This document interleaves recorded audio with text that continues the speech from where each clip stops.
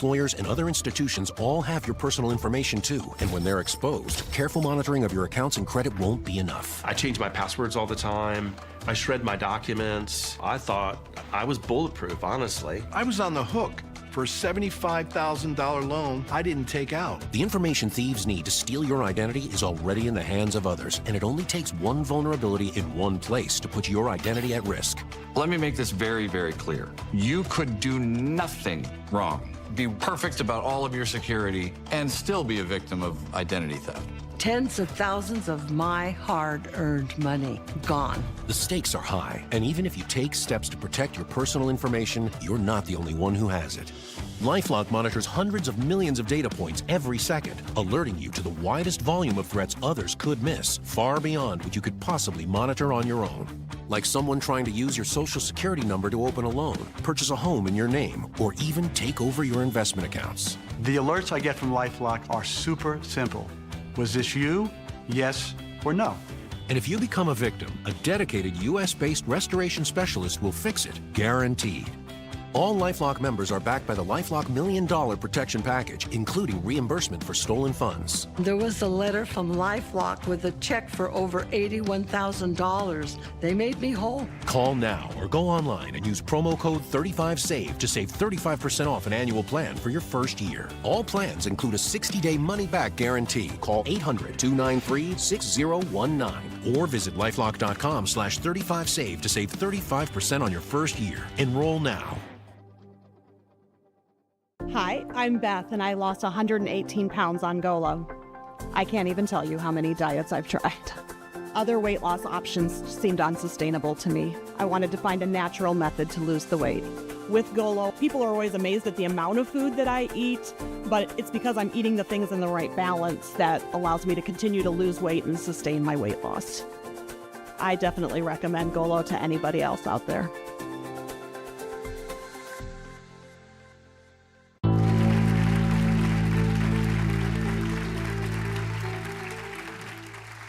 We're back, and I'm talking with Professor Brousseau from Pace University. Karen's here, Eugenia's here, Justin is here. And the professor just used an interesting word. He said, in a positive way, and it can be positive. It can fabricate, pull things together, and be creative in giving more information maybe than the lecture gave or the outline gave. But you said it hallucinates sometimes and starts fabricating things negatively. And let me tell you, I've been uploaded into about every bot bank, and I've put out 4,000 hours of television, written 10 books, probably 1,000 published articles. All of this stuff has been gathered up and uploaded. Nobody paid me a dime when they put it into the AI banks and all that. And frankly, on one level, it's got much better recall than I do, because it's a perfect recall, right? It can say, you know, what did you say about this in your fourth book in 2004? Well, hell, I don't know. I know the general idea that I conveyed. I would have to go back and look at exactly what I said, but an AI-generated memory bank can tell you exactly. But I've also had people ask questions, what would Dr. Phil say about this? And I look at it and go, wait a minute, what? I would never say that. Right. But it takes different pieces of different sort of things, and you have no idea what it's going to say. Does that concern you, Professor? It does, but it concerns me in two different ways. First, of course, it's concerning because, for example, in my class, the bot may say something which is completely wrong, right, and lead the student down the wrong path.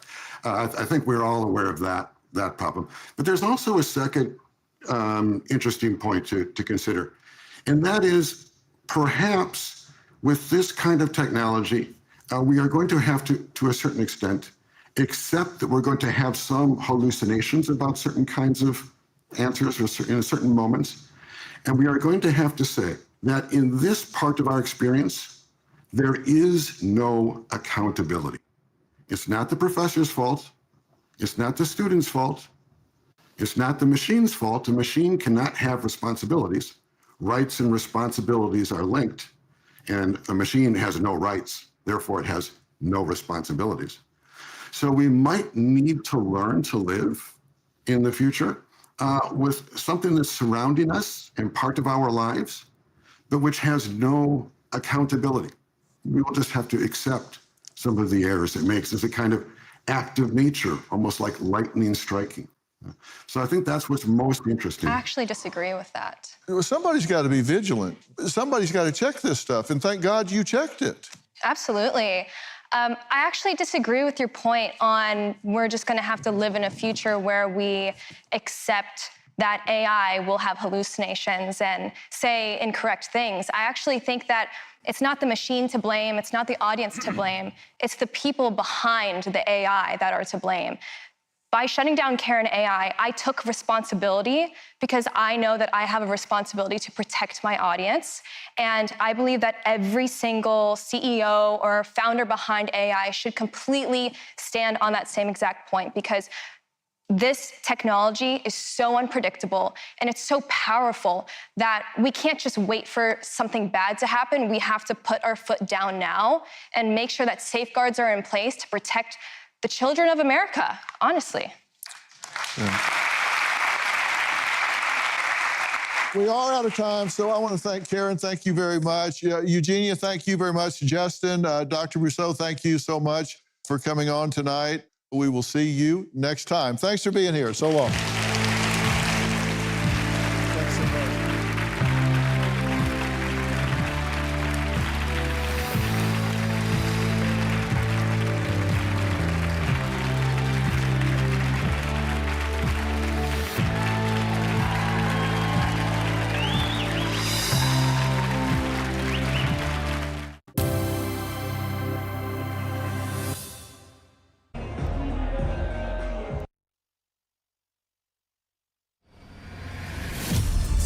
Sport.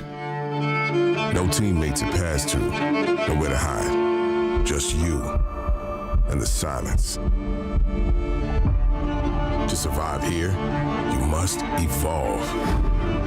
To win, you must become something more. Because now, one fighter ignites the team. One heart unites the city.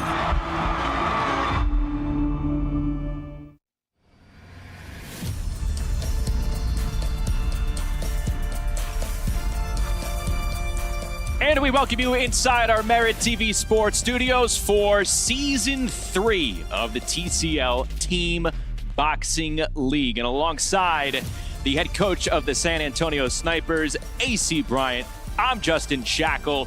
It is Season 3 of this terrific budding league where we take boxing and we put the team concept all around it. AC, you have been involved with this league since day one of year one. Now that we're into year 3, what excites you the most as we get started? Wow. You know what, Justin? The fact that we're here after these 3 long years, that we're actually here at Merit Network, this is going to be absolutely amazing. Listen, Team Combat League's talent has been getting better and better every year, and I can't wait to see what is waiting for us from the start of the season. This is going to be absolutely amazing. The fact that I'm going through it, you know, I do want to see great talent. I just don't want to see the best talent when they versus me. But I'm looking forward to what TCL has to bring along with Merit TV. This is going to be amazing. Yeah, we are, again, coming to you from the state-of-the-art studios, from the Merit TV Sports Studios, and they are beautiful. We're going to be with you back and forth between here and the action where we have the NYC Attitude locking horns with the Boston Butchers over at Foxwoods Resort Casino over in Mashantucket, Connecticut. It has been a boxing hotspot in New England for roughly 30 years now, and we go there live for the third member of our broadcast team. It's Bubba Jenkins, who's going to be ringside this entire night with the non-stop action that is TCL Team Boxing League action. Bubba, great to see you. What excites you the most as we get going here?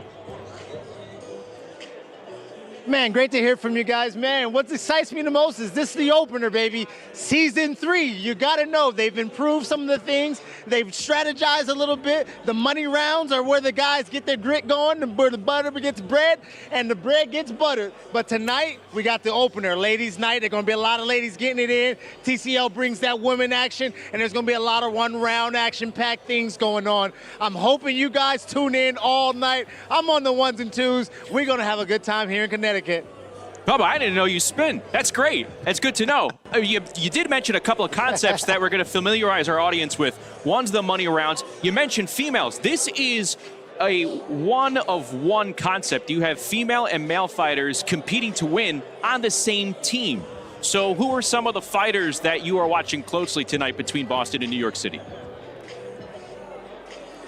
Well, I know in the money rounds, there are going to be a lot of female fighters going at it. But I know that's why we call it a ladies' night. But listen, that Rashidi Ellis and that middleweight going against the other guy on the opposite side, when they had a little bit of friction last year, this year they get to settle it. There's a couple rematches in that ladies' round, but watch that middleweight division at 154 with Ellis coming back, not getting to compete in the championship last year. It's going to be fun to see what's going on this year. You're mentioning Rashidi Ellis, you mentioned Ryan Pino from the NYC Attitude, and we talk about some of the female fighters, names like Christina Cruz and Camila Pineda and a host of others locking horns here tonight, but also throughout the regular season schedule. What concept that you can only find here in the TCL is something that you might take pride in, Bubba? Absolutely. Me being a college wrestler and a national champion, I might add, we were very big in the duels. The Penn State versus the Ohio States, the Iowa versus the Michigans. We had 10 weight classes, 125 all the way up to heavyweight. Very much like that concept. TCL brings that in boxing. Very exciting. One round after one round after one round. Of course, we got the middle rounds where the money is made, but in the beginning is where the coaches get to see what they need to see. So when that money round comes around, they can strategize and start to switch up, pull people out, put people in, see where they need to make those changes. I'm excited to see where the coaches do tonight, and I'm excited to see round after round of action-packed action. It's not this long, drawn-out thing. It's one round of action, and then you get the next two guys or the next two females up, and we get to see something else. I love it. You broke it down nicely there. Bubba, we're going to talk to you a little bit later on in the broadcast, you and Mike Parente. And play the hits only, okay? That's Bubba Jenkins for us as he and Mike Parente will be ringside. But he mentioned the coaching aspect, and we're going to talk about that, of course, with you. But also, let's break down what you need to know about TCL, the Team Combat League, the Team Boxing League. You have one event consisting of nonstop action in 24 individual 3-minute rounds. The 24 rounds are split into thirds, and each boxer on the roster are either going to fight 1 or 2 matchups per night over these the thirds of the event of the 24 rounds. And this is how it's being scored. A decision with 0 knockdowns will be scored 10-9 toward the winner. A decision that involves 1 knockdown, the winner is awarded 10-8 score. 2 knockdowns or a stoppage, a 10-7 score. And again, we're going to reiterate all of this as we go along. And this is the round structure that we're talking about. You have the launch rounds, rounds 1 through 8, then rounds 9 through 16, the middle rounds, and then the money rounds that Bubba was alluding to. From a coach's standpoint, what makes the money rounds the money rounds? Well, what makes the money rounds is the strategy and the all of the strategic things you've been doing as a coach, all the strategy, the training, the focus, the scouting you've been doing. When you pick these 4 fighters, you're picking these 4 fighters to make sure either A, they're going to seal the win for you, or they're going to put you back into contingents to win. So you have the fighters that you line up ahead of the event. There's an element of matchmaking involved as well. And is it for the money rounds? Really quick, is it more about going for the possible knockdown or maybe avoiding being knocked down yourself?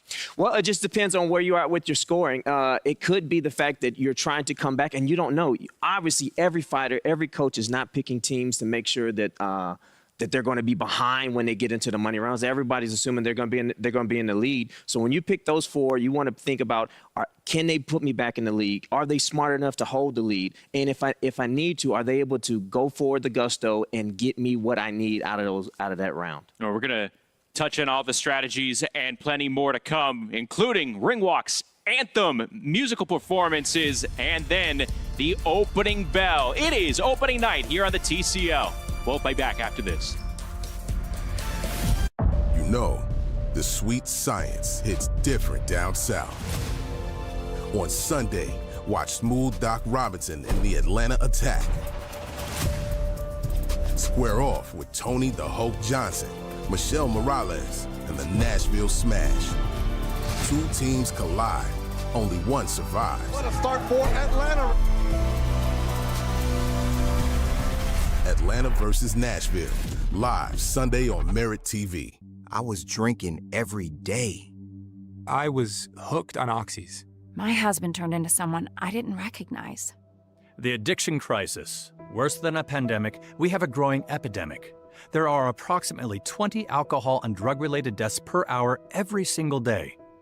Addiction is a disease. Like any other disease, it may have serious harmful effects and may lead to death if left untreated. Introducing Serenity Springs Recovery Center, a place of recovery and rediscovery. We understand the unique challenges men face in their journey to recovery. Set on 38 private acres, our state-of-the-art facility offers a safe, supportive environment for healing and growth. Our team of dedicated professionals specializes in evidence-based treatment, providing our patients with the tools to overcome addiction and achieve long-term sobriety. If you or a loved one needs to make a change, call us today at 386-423-4540 or visit us online at serenityspringsrecovery.com and reclaim your life. Balance of nature, it's so simple.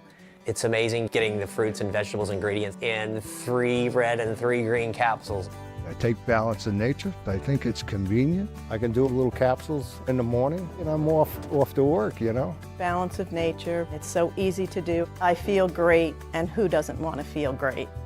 Get 35% off your first set as a preferred customer. Claim this offer by using discount code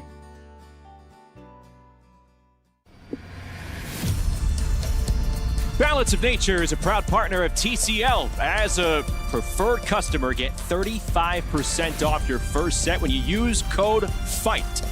Go to balanceofnature.com or call today. AC Bryant, Justin Shackle with you in our Merit Sports TV studios. We are getting ready to go for all the opening action. That is the launch rounds over at Foxwoods Resort and Casino. Without further ado, we go to Adam Palacio inside the ring. Good evening and welcome to Foxwoods Resort Casino. Tonight's bouts are being sanctioned by the Mashantucket Pequot Athletic Commission. Your judges tonight are Glenn Feldman, Don Treller, Peter Harry, and Marcel Varels. Referees, Arthur McCanty and Johnny Callis. Your physicians ringside, Dr. Michael Schwartz, Dr. Tamiko Jackson, and Dr. Mark Gutman. Timekeepers tonight, Phyllis Roy and Robin Hayes.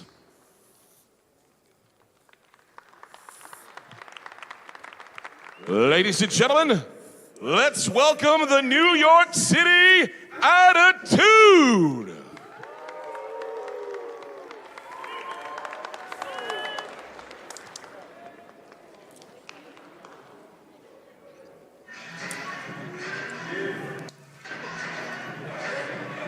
Team New York is coached by Benny Roman and Ryan O'Leary.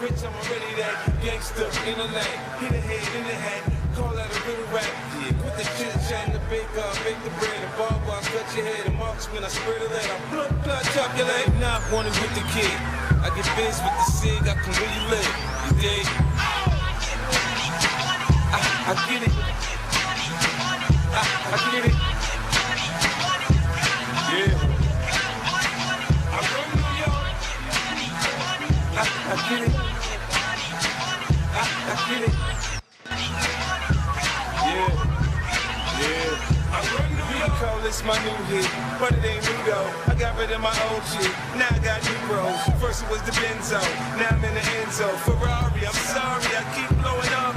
They call me the cake man, the strawberry shake man. I spray they all, make your whole clique break. And their opponent, let's welcome the Boston Butchers. Team Boston is coached by Mark Bregaro. All my life I had to win. Give everything I had to give. Got that fire in my soul. All my life I had to fight to the end. I ain't never giving in. We gon' make history. We gon' make history. Together we stand tall to secure victory. To secure victory. Tonight you're gon' see the best of me, what's left of me. I'ma give it all I have inside, you see. I'ma take this victory, it's positively legendary. I'ma make history. I leave you unfair, where you stand, I'm the man. You cannot compare, you a fan, I'm the champ. All I need is one round, punches like a gun sound. You can always steal, but I can do it with these hands. The butcher's coming, so you know it's about to be a problem. I'm looking at my brothers, and you know they know I got them. I do this for the fam every day. To my hand, go get raised for the city where I stay. That's an uppercut from never double take. I'm unorthodox, I throw a hook and put you in the grave. We the butchers, chop you up, now we ain't here to pray. Blood, sweat, tears, that's just how New England is made. All that pain, struggle, man, I took that to the face. I'm a light in the dark, I waked up, then I prayed. It's the champion way, so we poppin' champagne. We gon' win again, cause I'm first in this race. We gon' make history, we gon' make history. Together we stand tall, we secure victory. To secure victory. Tonight you gon' see the best of me, what's left of me. I'ma give it all I have inside, you see. I'ma take this victory, it's positively legendary. I'ma make history. I'm looking at my brothers and you know they know I got them. I do this for the fam every day. To my hand, go get raised for the city where I stay. That's an uppercut from never double take. I'm unorthodox, I throw a hook and put you in the grave. We the butchers, chop you up, now we ain't here to play. Blood, sweat, tears, that's just how New England is made. Ladies and gentlemen, at this time, you all please rise. Gentlemen, please remove your caps. Please give a warm welcome to welcome to Angels and Outlaws recording artist, Caitlin Curtis, here to sing our nation's anthem.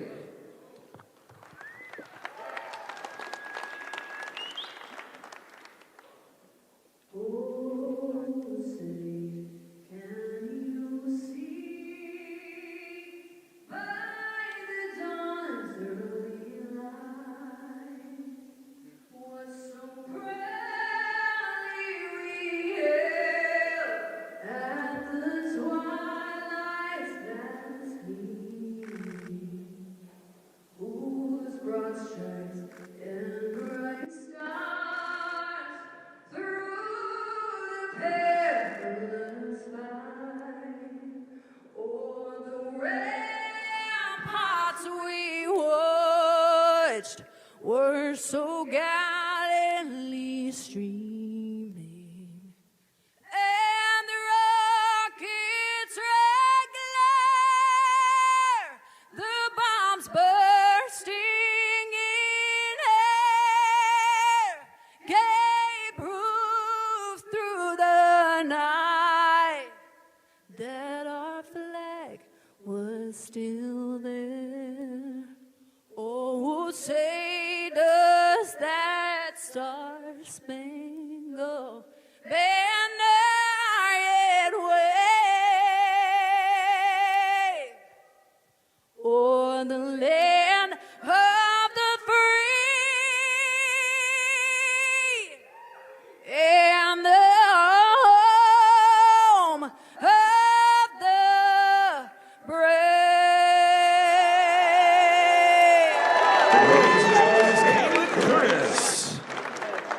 Curtis with the performance of the national anthem as we get set for the fighter introductions. Really quick, AC Bryant, and we're going to keep reiterating them throughout the night, so you don't have to worry. But break down the format as fast as possible for us. Okay, so Team Combat League is 2 teams of 16, 24 rounds. You got 3 thirds, each having 8 rounds in them. The first set of thirds is called launch. The second third is called the middle, and where we make our money, called the money rounds. These are the most important rounds in the league, or in the competition right there. Each fighter is a 10-9 must. If you get a knockdown, it's an extra point. You get 2 knockdowns, you're out for the night, with a potential up to 4 points, depending if you're fighting in the money rounds or not. So you can, as a fighter, really spoil the plans for the opposing team if you knock down the fighter who could have been scheduled for the money round. Oh, 100%. You are called a robber. We like to say you're taking their checks.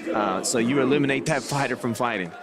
It's the NYC Attitude and the Boston Butchers, and there you see the fight card. Her opponent from the Boston Butchers, Leah Lewandowski. Leah Lewandowski's only been boxing for a total of 2 years.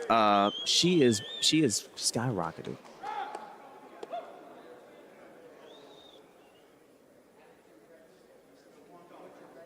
So this is our opening bout at 118 pounds, and AC, I tell you what, Christina Cruz, Hell's Kitchen Kid for the NYC Attitude, 42 years of age. Leah Lewandowski, 26. So it is experience against youth right out of the gate. Yeah. So Christy Cruz is a 7-time New York Golden Glove champion, a 2-time international boxing gold medal champion. And Leah, like I said, she has only been boxing for 2 years, but she has skyrocketed. She was able to make the Olympic trials and alternative for the Olympic teams for 2024. And here in the TCL, unlike conventional boxing at the moment, it is a 3-minute round for the women as well. And right away, no feeling out process for either of these two. Action. You could go one or two ways here, AC. You could be methodical. You could be tied down to the sweet science part of this sport, or you can brawl. Yeah, and they're looking right now that Leah is doing more of the brawling and taking control right now. Christy Cruz she seems like she's trying to take her time and pace it, but she knows from last year that she can't do that. You've got to step, you got to be on the tip of the spear. You've got to take over. It's not 1 3-minute round. It's 3 1-minute rounds in that. You got to break that down. Let's see what we're doing. Again, the Boston Butchers in the white trunks, the NYC Attitude in the green. The Butchers a year ago lost to the league champion, the Philadelphia Club, in the semifinals. Yeah. And you can look at those fighters in the corral. They are focused. They're keyed in on their opponent in there. You can see them cheering them on. Okay, Cruz is picking it up. This is okay, here we go. The last minute. All right. Just now, a hot shot. Yeah. But Lewandowski landing a 2-punch combo. She's consistent. She has slowed down since the start of this round. Yep. But she is establishing the jab. She is staying focused. She is not breaking down as bad. Even though she had a little hiccup, she's picking her hands up. You can see her slowing down. Let's see if Cruz is able to make an adjustment. Cruz landing some accurate single shots here. Less than a minute to go in the opening bout here on opening night, season 3 of TCL Team Boxing League. If Cruz picks it up, I believe she might be able to take the round because Leah is starting to pull down a lot, slow down a lot. And this is the thing about the 3-minute round. This is the thing about the 3-minute round. You've got to stay focused for all 3 minutes. And even though it's only 1 round, you got to keep your endurance going. I think Cruz might have pulled it out. Still 15 seconds to go. A chance to finish strong, but a 2-punch combo, snapping that head back of Lewandowski. Christina Cruz in control. A good start, or at least seemingly, for the NYC Attitude.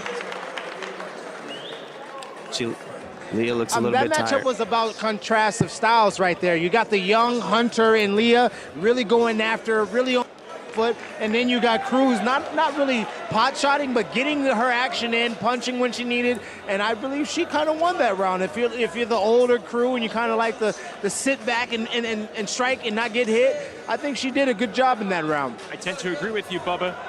Bubba Jenkins, third member of our broadcast crew, ringside at Foxwoods. Again, each individual round independently scored by a panel of 3 judges appointed by the local athletic commission.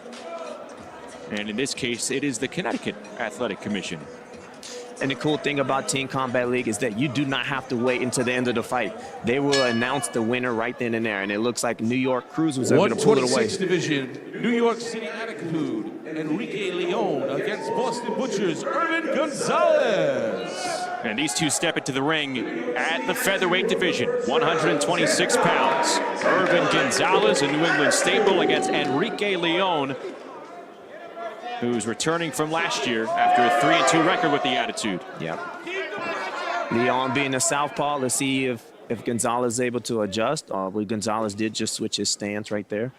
Maybe that's a strategy. I think being able to switch to southpaw or orthodox is very important in the league because it doesn't give your opponent any time to key in on anything. But Gonzalez gets rocked with that right hook by Leon. Oh, he went back. Gonzalez just switched back to orthodox. There we go. And Gonzalez is walking into that right hand, AC, but he cracks him with a right hook. Yeah. Gonzalez fighting back. Nice tie-up. See, when you switch from orthodox to southpaw, you have to make sure you train that way, because if you don't train that way, you get in there and you try to do it if your opponent's good enough, they're going to find the mistakes in that, especially if it's not your traditional stance. So Enrique Leon in the white trunks with the green trim. Irvin Gonzalez, again, a New England staple, especially at Foxwoods, is in the white trunks with the gray and red trim. He's got a really long reach. Both these 126-pounders have long reaches. Yeah. Tall frames. But it looks like Leon is being able to use his a little bit better. Gonzalez seems to be content with just having his hands on the outside and staying within Leon's range. He's not really doing anything to close the distance. All right, they're breaking up. Just over a minute to go here in the second bout after Christina Cruz took the opening bout 10-9 from Leah Lewandowski. And I feel like if Gonzalez doesn't do anything right now in this last maybe 45 seconds, I think Leon has did enough to win the round and push that lead up 2 points. And the 26-year-old for the NYC Attitude give his team an early cushion.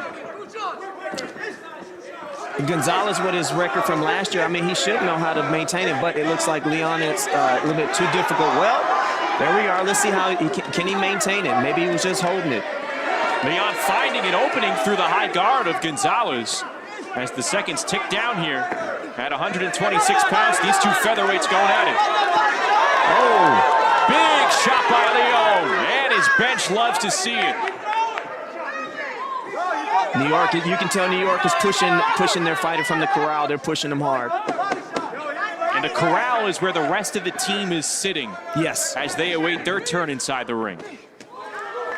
There's no warming up backstage. Well, you should be warmed up before you get it, but no warming up backstage. You got to be there because that's that 12th person, that crowd, your team member that you're fighting for. That's important. And Enrique Leon seemingly looking confident as he exits the ring, Bubba Jenkins.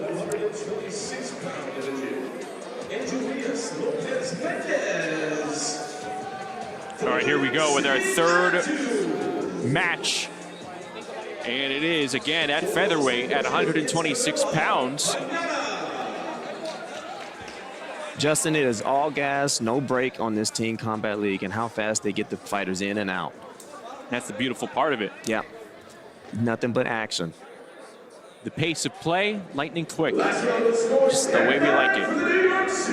So Leon came away with a 10-9. Yeah, I kind of figured that. Look, they started out a little bit slow, but Leon was able to maintain his distance, his discipline, and it looked like Gonzalez was starting to putter out a little bit, you know. There you see on your screen the Italian Camila Pineda, who has been added to the Boston Butchers roster. And she is in the green trunks against Anel Reese Lopez Mendez.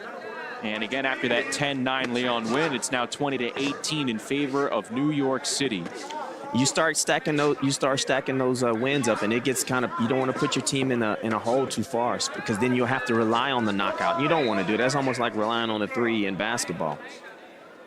It's my mistake. Pineda is in the white trunks, and Mendez is in the green trunks. Both are making their TCL debut. Mendez is just coming from the IBA Women's World Championships earlier this month. She has a very good amateur background. She fought for Puerto Rico. And Peta is making her take her debut as she was a top 30 in the world as an amateur. And I can't wait to see her as a pro. She's top 30 in the world as a pro, and she's making her TCL debut. She is world ranked by the WBA, and you see the southpaw stance. She has been the regular sparring partner for Katie Taylor in her lead-ups against Amanda Serrano. And that figures to be the case as those two will go at it later in July. So Pineda with terrific experience in the middle of the ring right now, but Mendez is sticking and moving. Yeah, you can see that amateur background where she's using a lot of her footwork. She's trying to throw punches and bunches. But is it too much, too little? Because Pineda is walking her down. Those punches don't seem to be phasing Pineda. So now you got a good clash of amateur versus pro.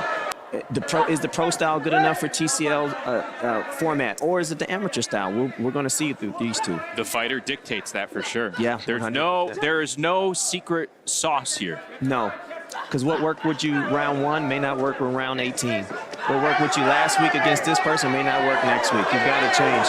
But it looks like Mendez is taking over and taking control. Less than a minute to go here in the third bout. Good right hook out of the clinch by Camila Pineda. Now can Pineda's experience with Katie Taylor, can that help? Is that going to help her these last 45 seconds to take over? Because it looks like Mendez is a little bit too much. Just a little bit. You know, I would love to see this another 4 or 5 more rounds to see what it would look like. Pineda is the obvious taller 126-pounder, but Mendez has done a nice job in this round of attacking the body and staying low. Yeah, and she just switched her stance right there, so she's giving Pineda multiple looks, giving her chances to have to think. And in boxing, all you need is a fraction of a second to slow down. Big right hand that lands from Pineda, and another one on the back foot.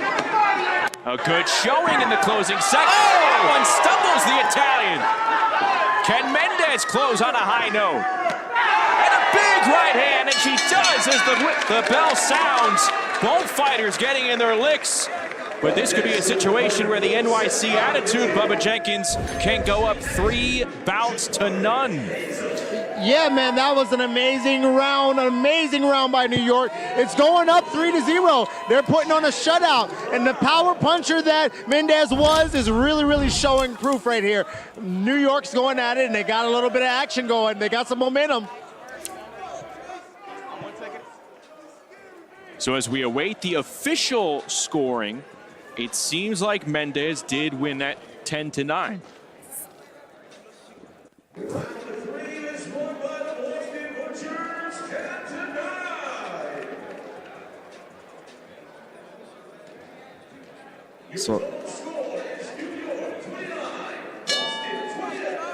So I believe this is Brown versus Hazel. Yeah, Hazel. We have Hazel and Brown. Brown for the Butchers, who are trailing overall. And Brown, ironically, was a standout fighter on Orlando's team last year. It's good to see fighters going across the board. I guess when you see good talent, no matter where you're from, you're going to want them on your team. These are 2 welterweights going at it 147 pounds. Brown in the white trunks. It's Hazel in the green trunks, and Hazel is a very tall welterweight. On the left side. He's stepping over. Brown looks a little too wide on his stance. He looks like he's sitting back. And the Attitude in front overall, 29-28. This is a clash of styles. I feel Hazel is a little bit longer if he can use it, but it looks like Brown knows how to close the distance. And he's keeping that foot on the outside the majority of the time. That's what you need to do against a southpaw when you're an orthodox fighter. The orthodox fighter with the power right hand. And that is Brown. And what AC's talking about is that foot placement. You want that lead left foot as an orthodox fighter on the outside of the southpaw's lead right foot. And adjacent to that, you want the southpaw, you want their lead right leg on the outside of the orthodox left leg. It's almost like a mirror image of each other. And these two gentlemen, other than the height and the different in color in their shorts, they look like a mirror of each other. They got that that low hand, that shoulder roll type of essence going.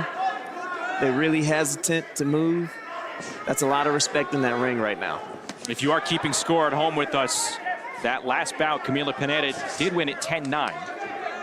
And here with a minute to go in our fourth bout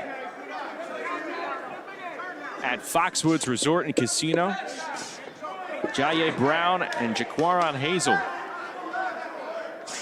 Speed and power is super important in boxing, but in Team Combat League, your ability to adjust is probably outweighs everything in this version of boxing, because you've got to be able to adjust and then attack and adjust again and adjust again.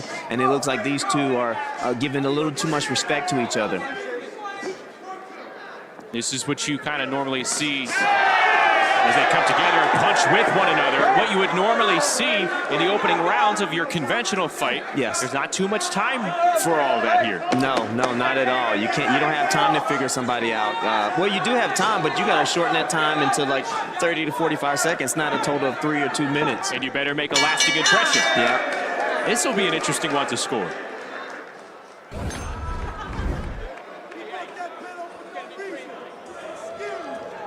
Man, an amazing round right there by New York. I think it was pretty dual even. The Butchers came back a little bit right there. I think they got a little momentum. We're excited to see these next guys, but right there, I finally think stop that momentum that New York was bringing. And Bubba, this is the bout that you had circled down on the bout sheet tonight. Rashidi Ellis, the speedy junior middleweight. As we take a look at the tail of the tape, and New York's Ryan Pino. Now, Ryan Pino played a major factor in New York winning the first Mega Ball Championship Season 1. He came in on a late notice. He was absolutely amazing. In Season 2, he did pretty good. So what I expect right now is, other than Rashidi Ellis being I feel that the odds favorite, Pino can play the spoiler. And if he can limit... If he could limit Rashidi into just making 1 point, I think he's done his job. If he can steal that, that would be an absolute devastating momentum swing for Butchers, because the reason why they got Rashidi Ellis in there, they need him to pick up. He's the anchor. He's going to make up the ground. Well, these two gentlemen in the ring right now, after things are all tied up through the first 4 rounds, and the volume picking up, but so is that lateral movement by Rashidi Ellis. Looking good, feeling good here in the 5th bout of the night. And we're looking at a tie, 38-38. Even though you start out really strong in the early rounds, your team has to maintain that. Even though you were a great fighter, you need the people behind you to make sure that they also maintain the focus and the strategy for the team. And Pino is a showboater. He likes to show off. He likes to entertain the crowd. And Rashidi does too. I can tell Rashidi Ellis is giving Pino some respect. He's taking his time. He's just not barging in. He knows that he's got a game opponent in front of him. Rashidi Ellis, the TCL's 2024 most exciting fighter, showing off the quickness and the punch combos here in our 5th bout in the launch round. Again, opening night of the TCL Team Boxing League here on Merit TV Sports, which is free to everybody on TV, on cable, satellite, Fast TV, and live streaming everywhere on the Merit Plus app. It is free. Hey, if TCL has non-stop action, but if you need to stop and you need to step away, you can always go to Team Combat League. You can always follow Team Combat League on Merit Plus app and anywhere and everywhere you get your apps from. Pino saying, come on, I want more, but Ellis moving and shaking as he gets a forearm over the final 40 seconds here. I like they talking to each other. Yeah, these are two showmen. I believe Ellis is doing just enough to edge out. Plus, he's getting he's bigger. He's a little bit more flashier, and he's been a little bit more consistent. He's taken over the ring. He's taken over. His ring gentlemanship is really good. Ellis has the bigger frame. Yeah, and, he does. and you can see it. Good crack. And again, a right hand getting the attention of Pino for sure. Ellis knows how to manage this round. He knows if you're going to sit there and dominate a few minutes and take a break, you know you got to finish strong in the last 10 seconds of the round. Good scrap at 154 pounds right there, Bubba. I think Boston will get the lead at this point right here.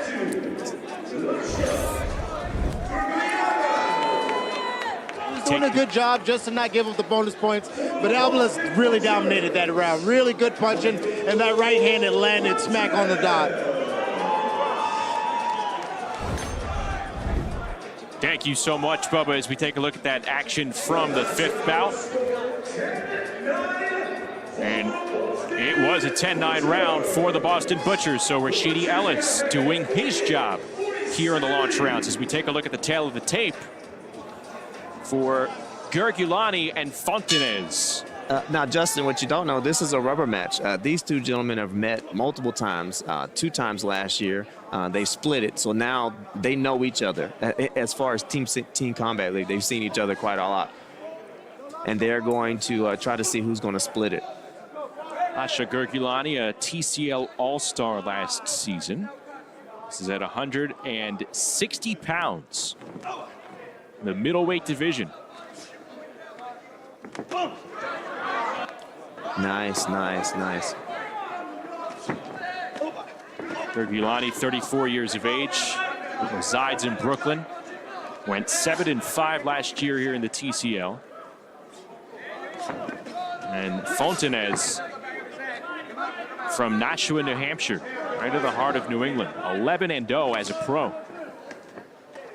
Team Combat League is full of high elite talent, and this spread, and Rashidi Ellis and Fontanelle is just a few of the names that are spread out throughout the league that are absolute dogs in this boxing game. What's cool about it is that the talent ranges from maybe highly decorated amateur accomplishments all the way to being world title challengers. Yes, and world title holders. Yeah, that's absolutely true. And the thing about Team Combat League is you don't get a chance to hide. If you suck against southpaws, you're going to run into some southpaws. Especially, you're going to have to be smart. If you don't like rough and tumble fighters, you may run into a few rough and tumble fighters. These two gentlemen have met each other, and it looks like it looks like New York has made the proper adjustments. And I can't wait. I know they're going to repeat again later on this year, and I want to see who's going to win that 4th time. Fontanez in the white trunks for the Boston Butchers, who are up 48-47 over the NYC Attitude. Gergulani in those green trunks. And the concept behind Team Combat League, the reason it's so fast is the fact that you want to be swing and a miss. Swing and a miss. Gergulani. The action is nonstop. It's to make sure that it can be palatable to the non-traditional boxing fan. But as you see right now between these two fighters, they are highly skilled. So it's enough entertainment and skill-wise to make sure that they can hold the traditional boxing fan. He's walking down Fontanez. And Fontanez, the come-forward fighter here. Less than 25 seconds to go between these two 160-pounders, and a good overhand left by Gergulani. He's sticking that jab. Gergulani is using that jab really, really good. That's what's the determining factor right there. You can tell these two are well versed with one another. Yes. And he's done enough. He's done enough to make sure that he takes the round. Good job. Good fight. That was a good fight.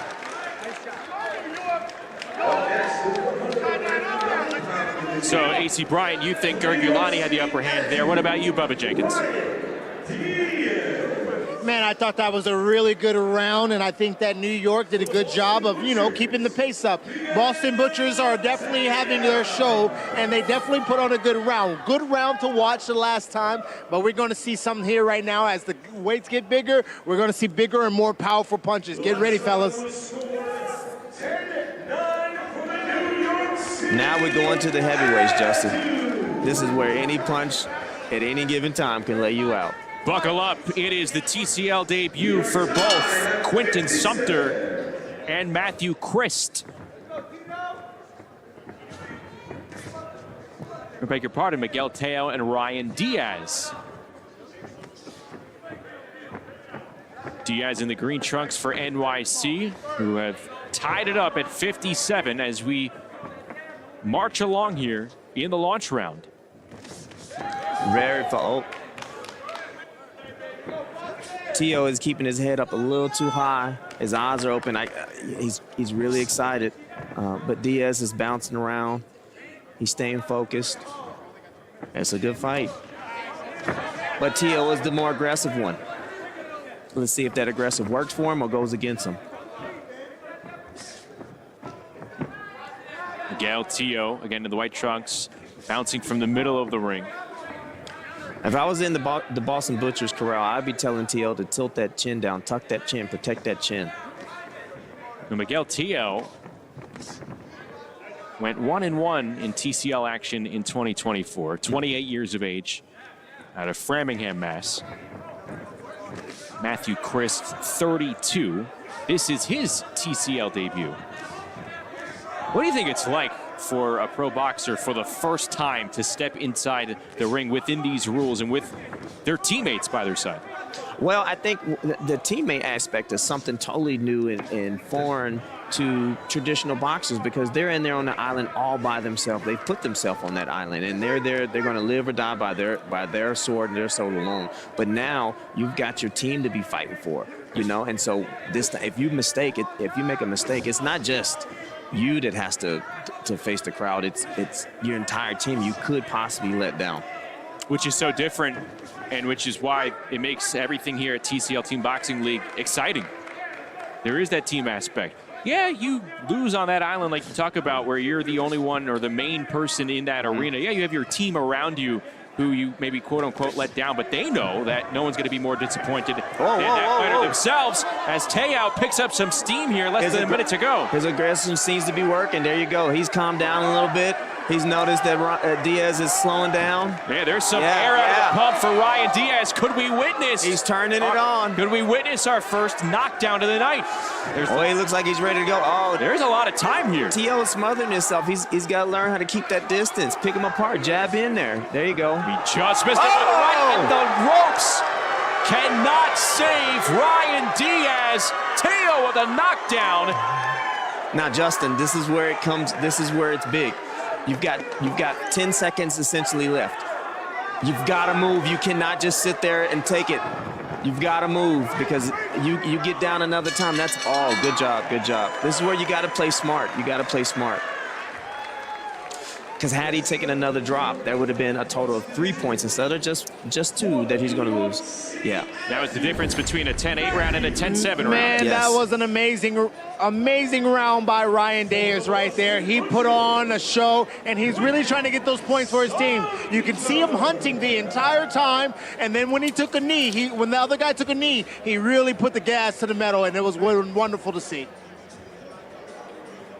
The Boston Butchers in that round, 10-8. So a 10-8 round. New York City Attitude, 65. As Teo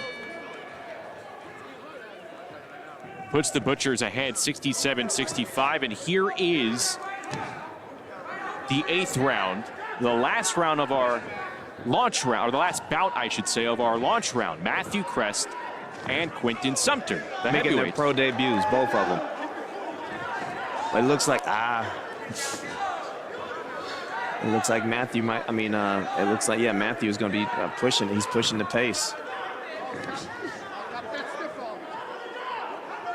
And what you will learn, what you will see is that fighters will adjust their styles later in the season because they're so used to they're not used to the 1-round format. They don't understand that they got to make their decisions, they got to execute, and then they got to readjust within minutes instead of rounds, or really seconds. Well, yeah. Sumter in the white trunks, 36 years of age, from Pittsfield, Massachusetts. Matthew started out real strong, but he's starting to die down a little bit. He might have got touched up right there. Chris, the much taller heavyweight for sure, and there's a left hand that lands by Quinton Sumter, and a series of left hands. Now he's getting confident. You do not want to give any fighter confidence, especially not in this league. Now let's see what's going to happen because he's starting to swag out a little bit. Earlier in the round, he looked a little bit unorthodox, but now he's finding a home for that right hand and that left hook. He has the timing down for that left hand. He has the left hand slumped down, but that is not slowing him down. No, not at all. He's using what Matthew is giving him. Matthew's giving him pressure, and Sumner's setting up that overhand right in those hooks because he's starting to notice that Matthew's hands are starting to get down. When he's walking forward, his hands are down. Action slowing down just a bit. At least the throws are here in our heavyweight battle. A good three-punch combo by Quentin Sumter, and he has felt a spark. And in the heavyweight division with 1 minute left, with the power in each one of those hands, that's a long 1 minute. Oh, man. And Sumner's starting to get a lot more swag. I think that three-punch combo elevated him just a little bit. It did. He's ready to send him home. And that's something that Matthew's going to have to work with later in the season. If he's able to get out of this round, that's one thing he's going to have to work with. He started out pretty strong, but he's starting to slow down with them hands. Teo picked up a 10-8 round for Boston. Can Sumter do the same? Yeah, can Sumter do the same and really put an exclamation point on the launch round here at Foxwoods? It looks like it. He is swinging for the fences. If Matthew doesn't do something right now, he's going to cost his team a lot of points. He might be saved by the clock, as that will conclude the launch round. And Quentin Sumter seemingly in control throughout. These rounds go so fast, Justin. They seem like they just started, and the action has been nonstop for every 8 rounds, male and female. We've seen drama, we've seen strategy, we've seen readjustment. It's absolutely going to be a great fight. These two teams are, I believe, one of the top 2. They're in one of the toughest divisions, the Northeastern Division of TCL. And let's get the official scoring. Butchers 10-9. Well, your score for the launch round is 10-9 round for Boston. New York 74. We'll take a brief intermission. So a 77-65, beg your pardon, 77-74 Boston lead. We're back after this.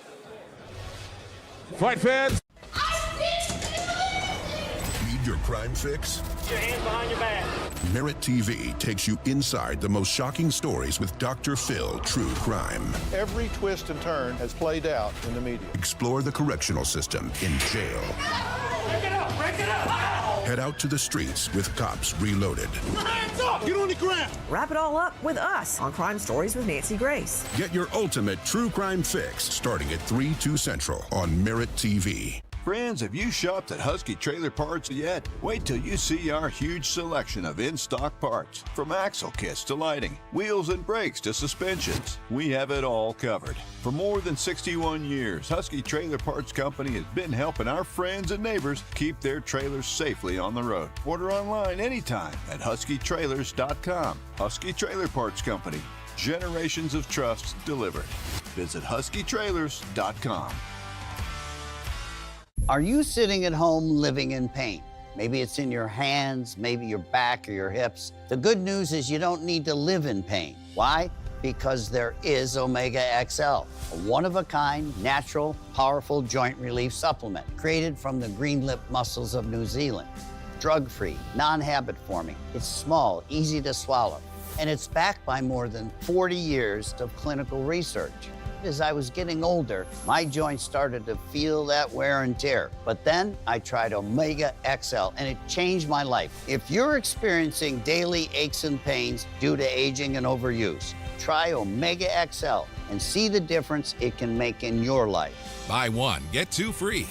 2 bottles of Omega XL plus Vitamin XL D3, a value of more than $85. Call today and you pay only $39.95. Plus, you have nothing to lose because it's backed by our 60-day money-back guarantee. Call now.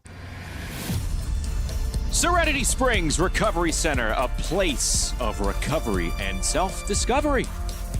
We discovered a whole lot in the launch rounds over at Foxwoods Resort and Casino. The Boston Butchers are ahead of the NYC Attitude 77-75. AC Bryant, Justin Shackle with you. Opening night of year 3 of TCL Team Boxing League as we come to you from our Merit TV Sports studios. And I think we saw a little bit about what TCL is all about over those first 8 rounds. We got some action, we got some knockdowns. Yeah. What'd you like the most?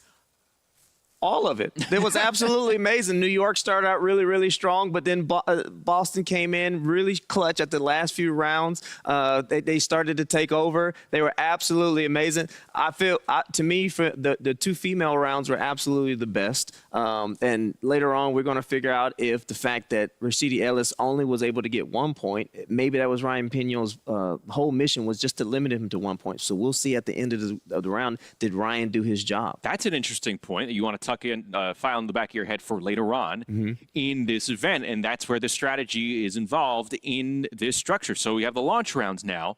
Now, if you're the NYC Attitude, you're down 2 points overall. You go into this middle round, the middle rounds, rounds 9 through 16. What's going through your mind as a coach and as a fighter? So as a coach, what you want to do is you want to make sure that your team stays focused. Don't try to do anything that's going to crazy, that's going to put them out of contentions, because what you want to do is you want to hand the baton off to your money round fighters. You want to keep it as close as possible. What you don't want to do is give too much lead to the opposing team. So if I was the coaching or the fighters, stay focused. Just limit the collateral damage. Make sure that we can still make it possible that we can win in the money rounds. With how everything's structured, it's going to be interesting to see how it carries over into these middle rounds and money rounds. Foxwoods Resort is the site of our opening night tilt here in 2025. The Boston Butchers, the NYC Attitude. Boston ahead 77-75 as we go back out to Foxwoods. Mike Parente is now joining us from Mashantucket, Connecticut. We had Bubba Jenkins before in the launch rounds. The middle rounds now, Mike Parente joining us as well, ringside. Mike, how you doing? Over the New York City Attitude. It's time now for our middle rounds. First up in the 100. Well, Mike will be joining us in a few moments, but we are closing in on the start of the middle rounds, and it's going to begin at 126 pounds, the featherweight division. And listen, launch rounds, middle rounds, money rounds. Listen, we have 26 weeks of this season to get you as the fans used to how we're saying in our lingo. So understand that this is a nonstop Friday, Saturday, and Sunday. Look every week. Talk to your local network to find out where you're going to watch the Merit Team Sport fights at, Team Combat League, Team Boxing League, for 26 weeks. And you do that finding your local channel. You go to meritstreetmedia.com, channel finder, and you will find your local channel number. And if I were you, I'd be calling them right now. If you're not watching this at home, you need to be able to watch it on a big screen. It is team boxing events every weekend, Friday, Saturday, and Sunday, double headers consistently throughout this regular season schedule as well, as we begin year 3 of TCL Team Boxing League here on Merit TV Sports. So it is the Butchers and the Attitude. Brandy Robinson for the Butchers in the white trunks, and Camry Matos Vargas for the NYC Attitude down as we begin the middle rounds.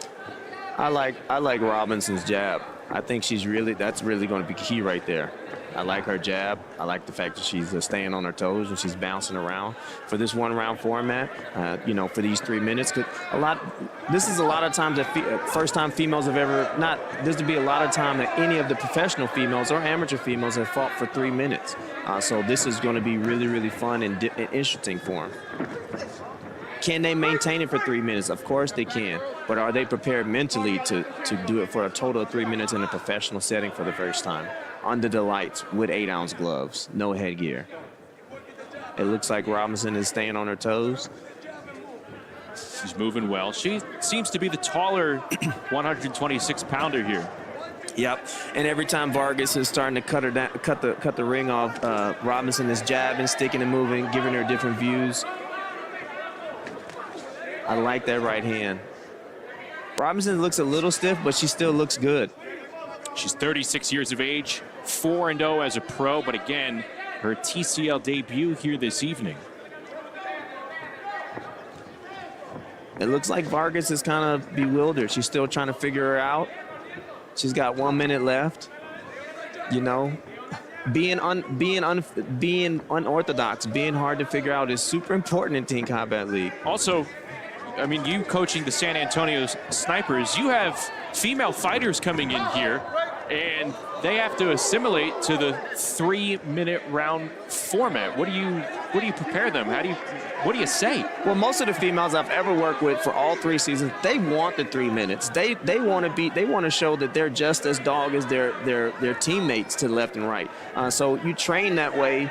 You make sure, and that's something most fighters, female fighters, all fighters do, is they train for 3 minutes. So they're looking for, when we talk about it and we talk about our strategy, we want to make sure that we call out the time just in case if they happen to have a memory lapse or something that, hey, it's not 2 minutes, you still got a minute left. Brandy Robinson showing good footwork, ring generalship.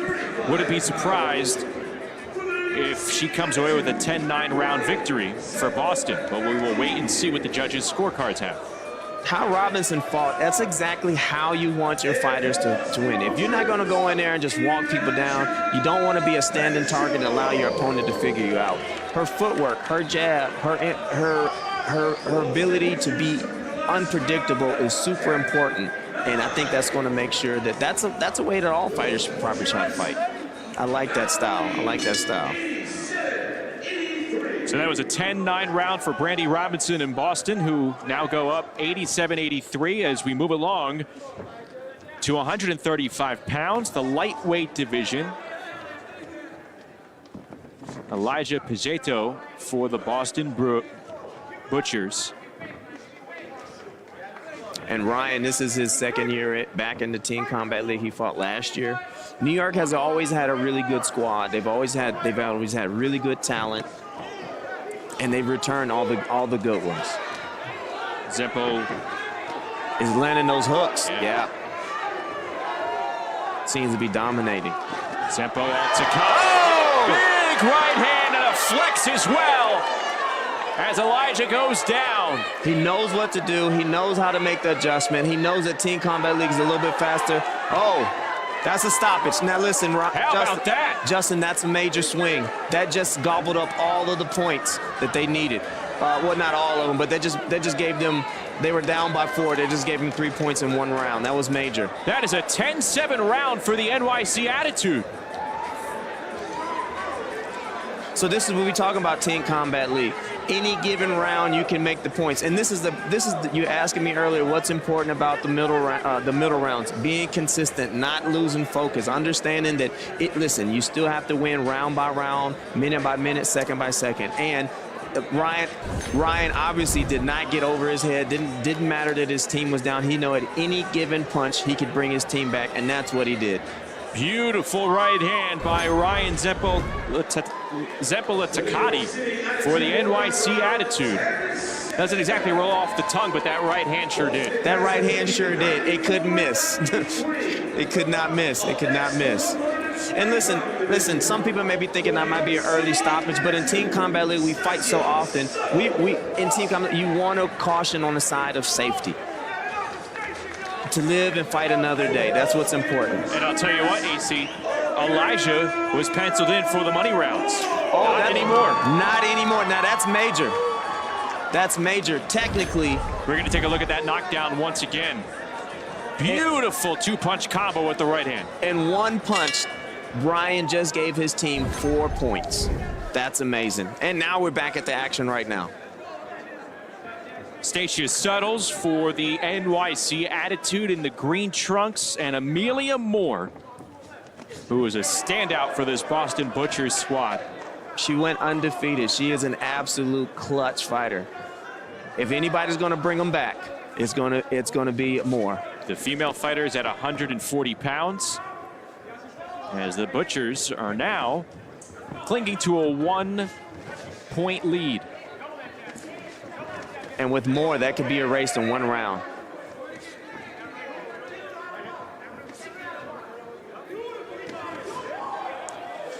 We got Moore, who's probably one of the most accomplished female fighters in Team Combat League, against a making their Team Combat League pro debut. Justin, I'm just going to be honest with you. The female division is probably one of the most important divisions in Team Combat League because of, I'm just going to be realistic, how watered down the talent is. You can either be really, really good or maybe not so much. And if you're lucky enough to get one of those or 2 or 3 of those really good females, you can automatically count on those points. And Team Combat League females are probably some of the most exciting in boxing, and they mean so much to their team. And the Boston Butchers found themselves a good one, especially last year in Amelia Moore, the TCL Rookie of the Year. Suttles, 30 years of age. From the Boogie Down Bronx, making her TCL debut. Yep. Now, it looks like Suttle is just a little befuddled. She's probably not used to the pressure and the fact that you're going for 3 minutes. Now, she did land a good shot right there, but it looks like Suttles is probably leaning, used to maybe breaking the fighter down, maybe 4, maybe 6 rounds. She's going to turn it on. And this is her first time her Team Combat League debut, so she's just getting used to the pace. Everybody thinks they're ready for the pace, but it's major. It's a big difference. One of the bigger questions for this Boston squad here in 2025 is what can Amelia Moore do for an encore? Less than 40 seconds to go here in round number 11. Soto seems to be taking over a little bit. She's setting in. She's understanding the pace. She's landing some shots. As a coach, how often do you watch the scoreboard? Wait, hold that thought. Yes. Moore picking up some steam here with 20 seconds to go. You can't take your eye off the ball here. Any given second, any punch, it could go. It could change. I'm with you, Justin. Suttles is taking it. Okay. Trying to answer back with the 2-punch combo. But this round looked to be Amelia Moore's. All butchered them up.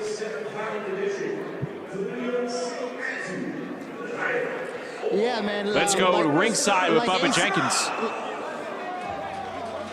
Yeah, like AC was saying, man, you can't take your eye off the ball, and anything can happen. Any punch can land, and it can change the score.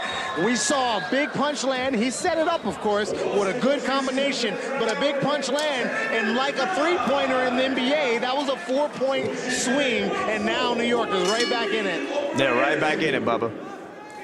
Bubba makes a good point. On Final Four weekend,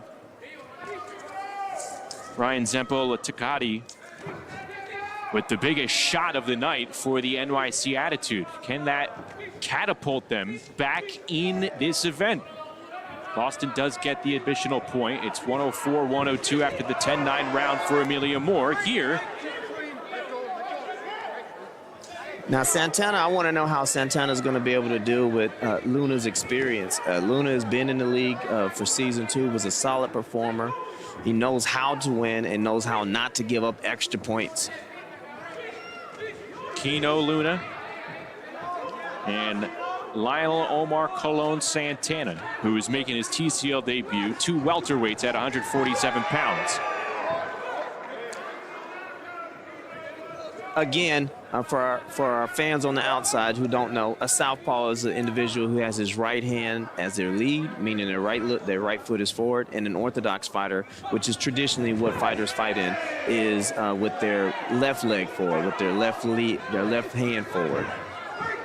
And what the strategy is, when you're a southpaw, you want to get that foot on the outside as adjacent to the orthodox fighter. He wants to get his foot on the outside of his opponent's lead foot. Luna in the white trunks for the Butchers. Santana in the green for the Attitude. Both with some heavy that was a shot. What a shot by Luna. It looked like Santana was starting to understand them and figure them out, but then Luna with one shot was like, nope, you're going to get back.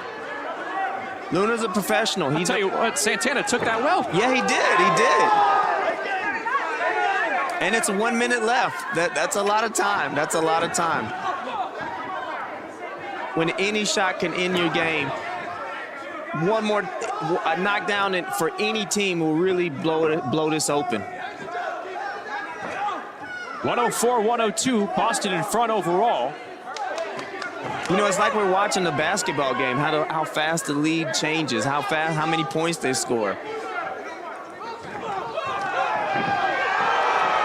I like Luna. I like him. He is all gas, no break. As soon as the ref breaks him apart, he's on top of him. Now that can work for him or it can work against him.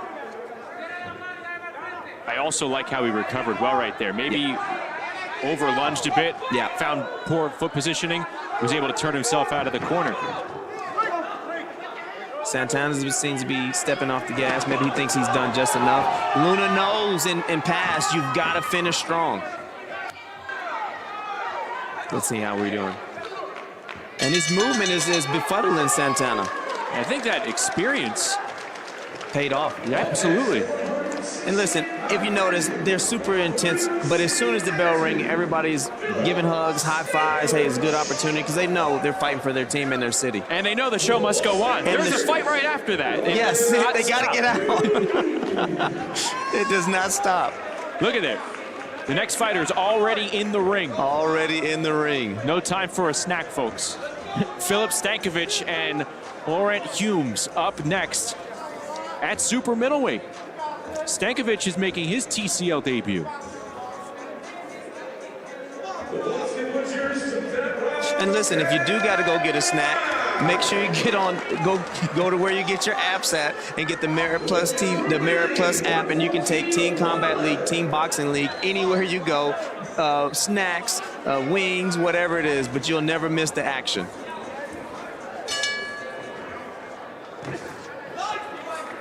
So here we go. We are in the middle rounds. It is round 13 between the NYC Attitude and the Boston Butchers. Boston ahead 114-111. Stankovic for the Attitude in the green trunks, Humes in the white.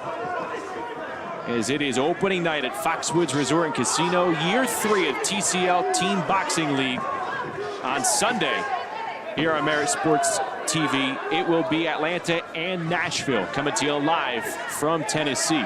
And Justin, what I want you to see right now is this is history. This is the first time there's a super middleweight match, which is a 168 pounds, happening in Team Combat League. There's been a total of, I believe, 4 new weight classes in super middleweight. Whoa!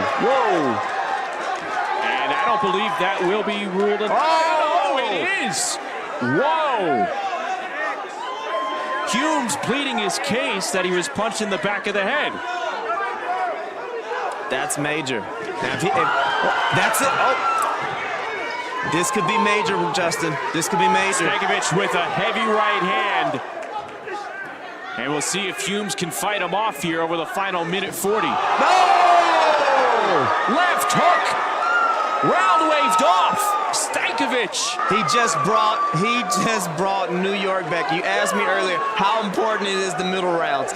It's this important. If you don't stay focused, if you get caught up in the fact that you got a big lead and you take your eye off the ball, you're going to lose. And you're not losing just for you lose for your team. That's a major. A peach of a left hook by Filip Stankovic.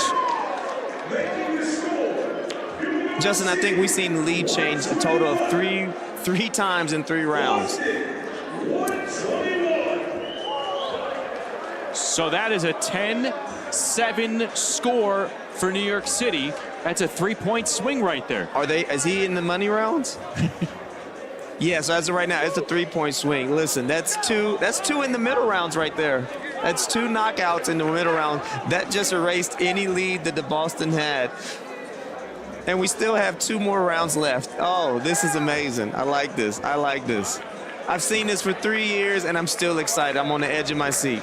I don't know if Laurent Humes ever got over the fact that perhaps the referee missed a non-knockdown. And that's the issue. You can't get caught up in your feelings. You've got to think about your team. You've got to look at, like, what's best for my team. Do I get my get back? Do I run around?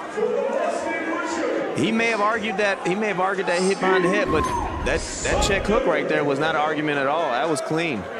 Anybody could have seen that. Isaac Carbonell is a Team Combat League vet. He's been on 3 different teams. He's been on Dallas, San Antonio, and now he's in New York. He's an amazing southpaw fighter, fighting at light heavyweight, which is 175. 2 southpaws about to go at it. Like you mentioned, Carbonell for NYC, Steve Sumter for the Boston Butchers, as we are all tied up just like that. 121 all. Back and forth action, but 2 key knockouts. As they relate to the TCL scoring, they have brought NYC back into this one, and that is why you cannot blink with the TCL Team Boxing League scoring system. And one is going to be more important than the other, because when we start that money round, you're going to see that extra point just float up on that screen. And you're going to be like, where'd that point come? They don't know how to count. Nope, it counted for 4, because if you get knocked out in any of the earlier rounds, the launch or the middle, and you happen to have to fall in the money rounds, you forego that by 1 point. That's an automatic 10-9 for the opposing team. So that's major. So Pejeto get knocked out earlier here in the middle rounds, so he is out of the money round. And we are tied up at 121 all. So what does Boston do? Do they panic? Do they maintain the course just because they lost the lead?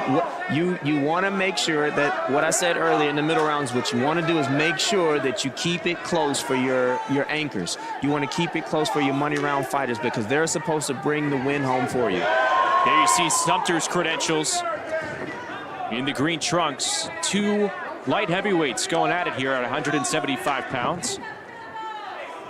And 2 tall light heavyweights. Very tall. Now, Isaac has the experience in Team Combat League, but he's a little slow to pull the trigger. I'm almost wondering, did he get caught by something? But he's back on his toes. He is an amazing fighter. He has great distance. He has great power.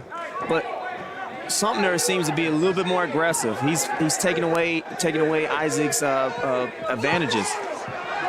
That's not good. I would not get on the back. I would not get on the ropes if I was Isaac. Less than a minute to go.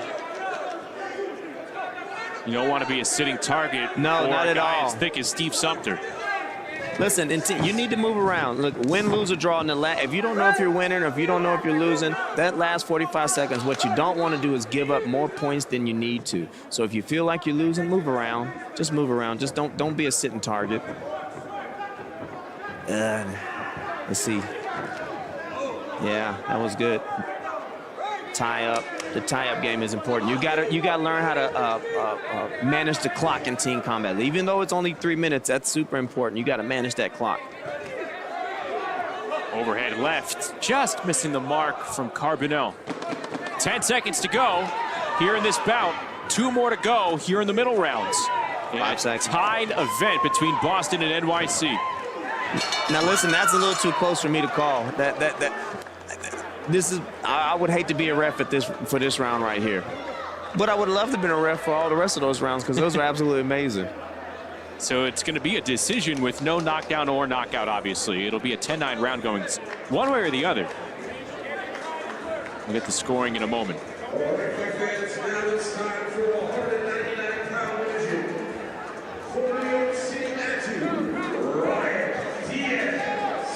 So we have Ryan Diaz. And Miguel Teo back. And I do want to say this is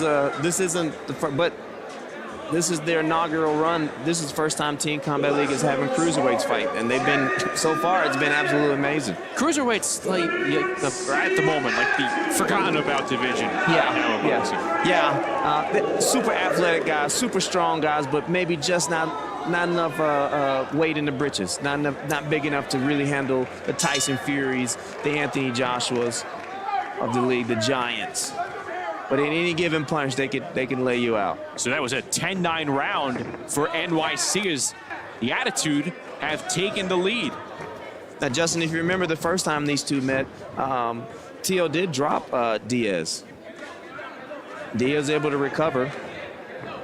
And he seems like he understands what his mistakes was. Let's see if he can maintain for a total of 3 for these 3 minutes.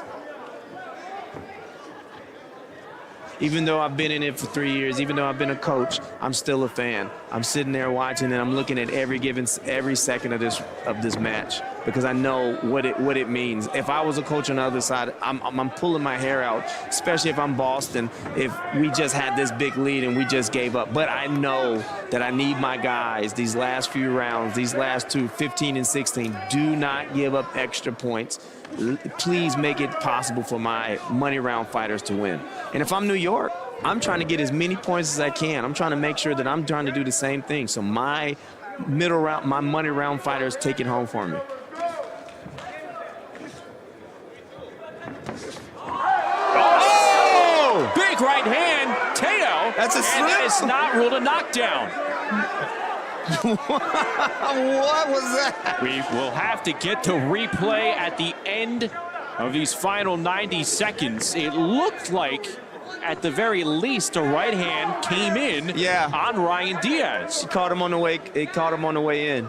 Now listen, it's not a bad call. Listen, we can see it from all angles. But you got to imagine what the point of action where the ref's at. He's looking at the fighters, looking at their safety, and he may have missed that. I'll tell you what, I don't think Teo missed with that combo moments ago. It put Diaz back a bit. It looked like that really was a knockdown because Diaz right now is a little timid right now. Teo he's taking advantage. He's not being sloppy. And that's a strategy, because if you get at this point right now, if he gets caught with anything, it's almost impossible. It's going to make it's harder for his money round fighters the Boston's money round fighters to bring it home for him. So maybe he's just playing it safe. He'll just take the win. Mateo perhaps smelling blood in the water, knowing that a knockdown could be right around the corner, and what a big lift that would be for his team here in the overall score. He's adjusted. Earlier, when they first fought, I was saying he was fighting tall, his chin's up. Now he is warmed up, his chin is down, he's got a lot of confidence, he's a lot of swaggy. Diaz is looking like he's ready to get somebody out. He's ready to go. Diaz looks like he's going to go. He's one or two punches. He's along the ropes, and he goes inside the final 10 seconds. Now, this is... That's what you want your middle... Listen, this is an example of both teams doing exactly what they need to do in the middle rounds to keep it close. Yeah, oh, wow. A thunderous crack from Teo. And this is the action you want near the money rounds. Yes. This is how I want my team to close out. This is what you want your team to do. That right there just looked like an and one in basketball. He saw the opportunity and he put the nail in the coffin. That was a great round by him, that round. And to be down and to bring the Butchers back was another key point in those punches. Every punch matters. TCL is showing out tonight with their concepts and how every fight, each fighter can bring their team back. I agree, the back and forth nature is making this an exciting and really competitive opening bout to the season. This was the slip, the non-knockdown. I could see where the referee was coming from, and I think he was blind from his vantage point where he didn't see that right hand, but it looked like Diaz was already on his way down from that slip. Yeah. It looked like he was the way the body moved, or the way he was seeing, he couldn't see through the bodies, But Teo came through at the end. So there you see on your screen Igor Plavaco as the heavyweights will close out the middle rounds, and there have been some important knockdowns that have kept this score extremely close. Right now, a 140-139 lead for the Butchers. This is the final bout here in the middle rounds. The money rounds coming up next. In between, a musical performance. Struggle Jennings, Caitlin Curtis will bridge us into the money rounds.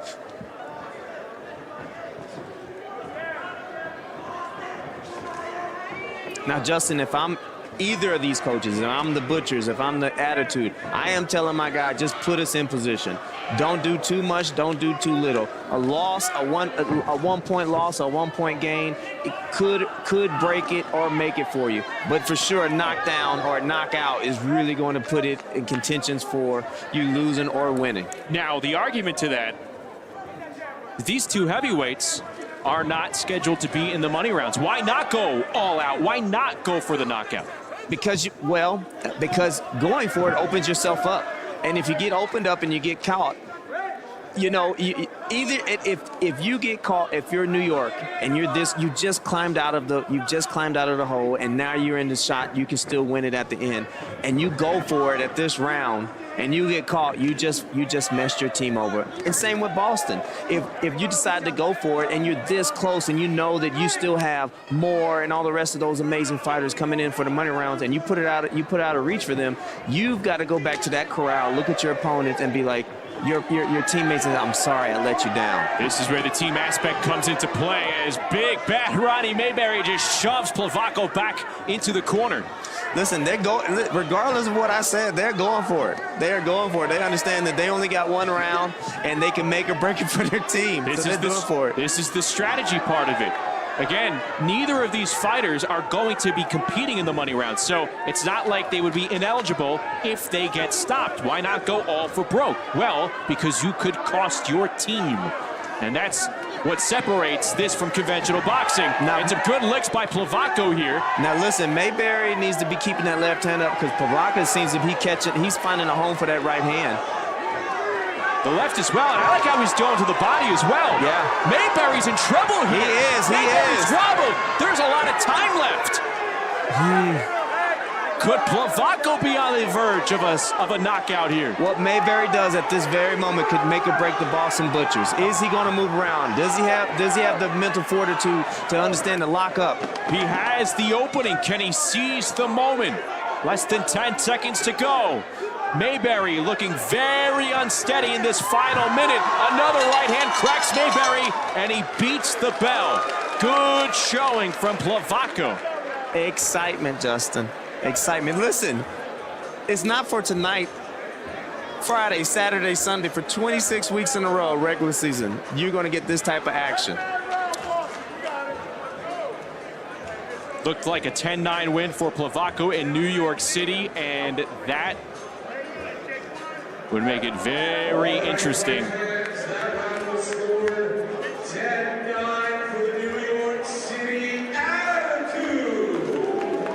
10-9 attitude win there.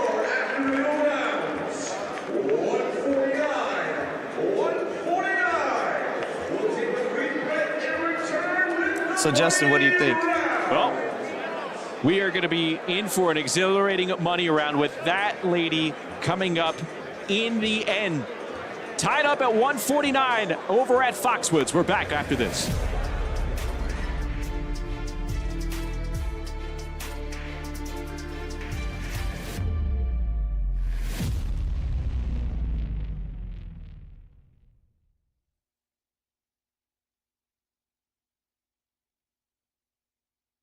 Weekdays at 8 a.m. Eastern. All right, let's go. Get your day going with Steve. Everybody in a good mood today? When you're having this much fun, it's Harvey working. You just went straight up there, didn't you? Steve, weekdays at 8 a.m. Eastern on Dr. Phil's Merit TV. I was drinking every day. I was hooked on oxys. My husband turned into someone I didn't recognize. The addiction crisis. Worse than a pandemic, we have a growing epidemic. There are approximately 20 alcohol and drug-related deaths per hour every single day. Addiction is a disease. Like any other disease, it may have serious harmful effects and may lead to death if left untreated. Introducing Serenity Springs Recovery Center, a place of recovery and rediscovery. We understand the unique challenges men face in their journey to recovery. Set on 38 private acres, our state-of-the-art facility offers a safe, supportive environment for healing and growth. Our team of dedicated professionals specializes in evidence-based treatment, providing our patients with the tools to overcome addiction and achieve long-term sobriety. If you or a loved one needs to make a change, call us today at 386-423-4540 or visit us online at serenityspringsrecovery.com and reclaim your life. As a physician, there were some tough lessons of life. We have no say on quantity, but I can help with quality of life. And that became my life's mission. And that's how I started Balance of Nature. It's my desire to help people's lives. And this is the best way I can do it. Get 35% off your first set as a preferred customer. Claim this offer by using discount code. They did the crime. Nancy Grace will do the time, analyzing it. Busted. Join us on Crime Stories with Nancy Grace as we investigate missing people and unsolved homicides. Weeknights at 6 p.m., 5 Central on Dr. Phil's Merit TV. Back inside our Merit TV Sports Studios, AC Bryant, Justin Shackel with you. We are now getting ready for the money rounds. We're through the launch rounds. We're through the middle rounds. And we are all tied up at 149 between NYC and Boston over at Foxwoods. I tell you what, for this being the start of Season 3, opening night, you have all summer to go. This is as good as it gets coming right out of the gate. You can't ask for a better matchup. Boston and New York going at it again, putting on an absolute performance. Listen, if you've never seen Team Combat League before, this is absolutely what you want to do. This is the team you want to watch. These are the people you want to see pushing out the league as inaugural on Merit. Listen, for 26 weeks, you're going to be able to see this. If you're a fly-by-night casual fan, first-time seeing it, or you're a traditional boxing fan, it's going to have everything you need. And if you want more after this show this weekend, well, good news. Atlanta and Nashville square off in Tennessee coming up on Sunday afternoon on the same Merit TV Sports channels. And you're going to be seeing it every Friday, Saturday, Sunday. You just got to check the schedule over on the TCL Team Boxing League website. So as we go to the money rounds really quick, tie score. Yep. And one of the knockouts also affected how the money rounds are going to be scheduled here because there's an ineligible fighter, so it's already a 10-9 swing toward NYC. Yeah, earlier you asked me how important the middle rounds are, and I said you want to keep it close, and that's what both teams did.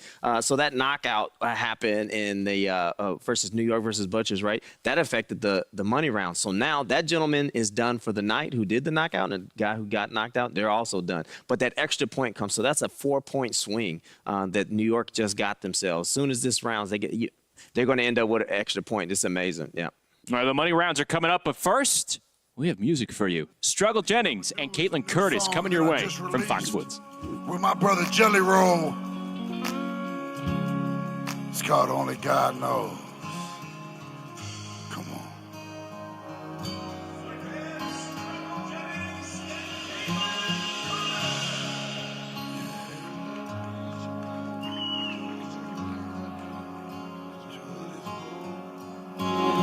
So I could use a friend, someone who understands this road I'm on. I've been lost, paid the cost 1,000 times.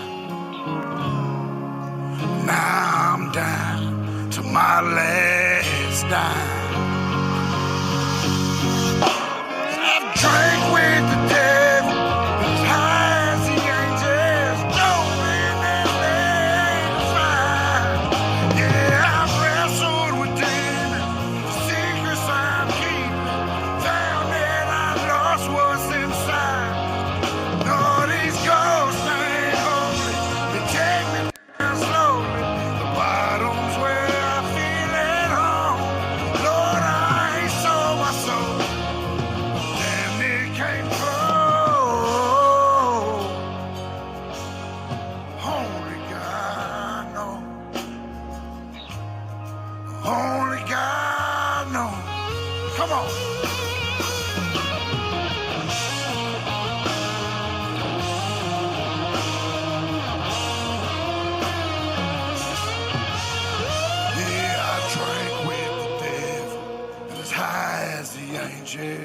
Dove in that lake of fire. Yeah, I wrestled with demons, the secrets I'm keeping. Found that I've lost what's inside. No, these ghosts ain't holy. They take me down slowly. The bottom's where I feel it all. Lord, I ain't sold my soul. Damn, they can't blow. Only God knows. Only God knows. drank with the devil, and as high as the angels dove in that lake of fire.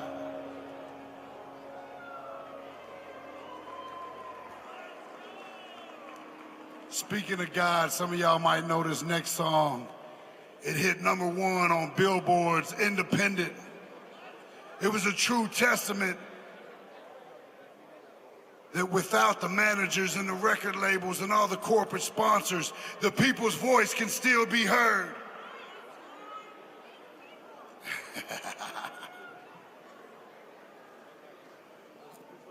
Come on.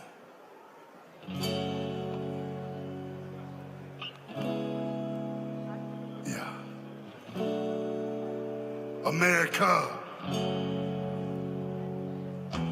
The world getting crazy, baby, chill. Don't medicate, just meditate. You waking up now, well, baby, you hella late. Educate, look at what's going on. Let it resonate, accelerate. Find your inner hunger like you never ate. Agenda is to push the hate. Separate and segregate, don't celebrate quite yet. The storm is coming, Q, for heaven's sake. Violence that they demonstrate, instigate and penetrate. The values of our country and our God is what they desecrate. My fighters ain't no featherweight. Pulling out the seams of the fabric that they fabricate. They feed us lies, manipulate, intimidate through fear and force, forcing us to sit and wait till we come together, congregate, and then we liberate. Praying that you give me strength to find some love amongst the hate. Marching on these streets of blood till I see the golden gates. Troubadours, troubled souls, one of God's service. Blades out, cut the grass till we see the servants. So one day I hope you see the truth. Captain Curtis, y'all. This puppet show is stays on because of you. We've been dancing with the devil way too long. I know it's fun, but get ready to pay your dues. Oh God, come back home. This crazy world is clear. I ain't no music. We need you now before we're too far gone. I hope one day they finally see the truth.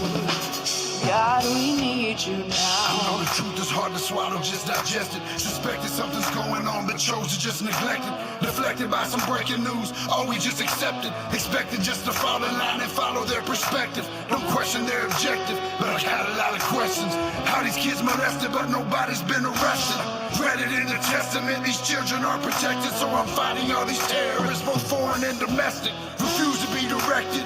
Blind, not a sheep. Only kneel to my God, so I'm dying on my feet. Silence when we speak, but there's violence in the street. I've been rolling with the punches, I can't take it on the cheek. Drink from a glass half full, I'm optimistic. People are sadistic, so vicious and malicious.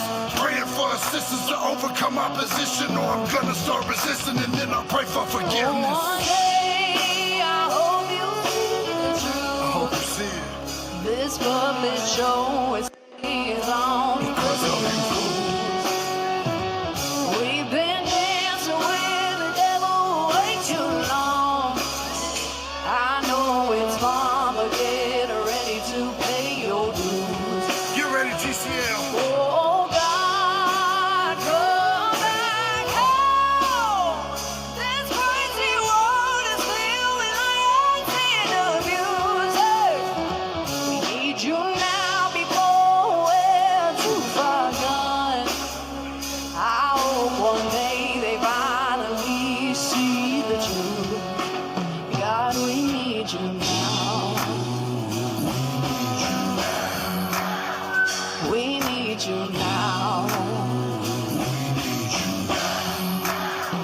We need you now. We need you now, now, now. One day, one day, one day.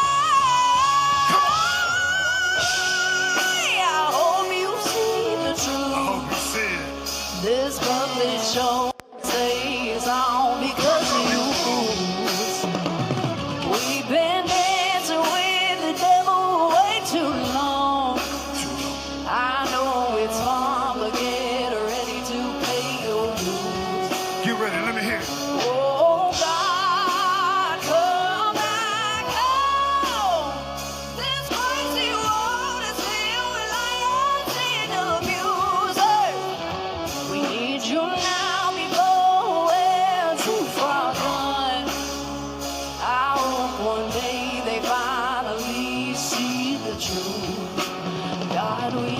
Hold on. TCL, I want to make sure that God heard us tonight. Caitlin, you got this? Come on. Oh, we need you tonight. Oh, we need you now. Yeah. Oh, we need you now. Yeah. One day.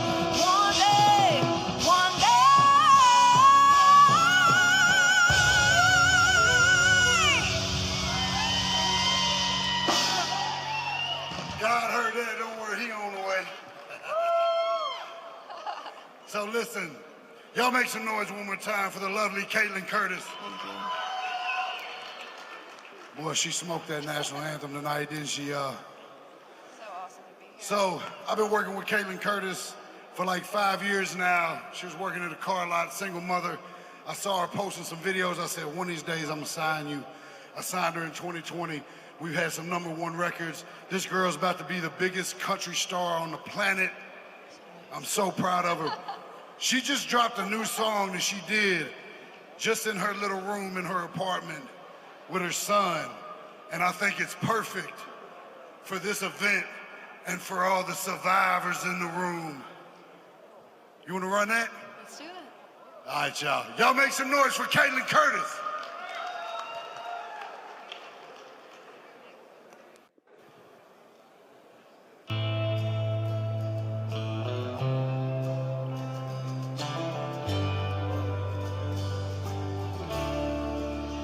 Well, seems like everyone's looking down on me, like I ain't worth a dollar.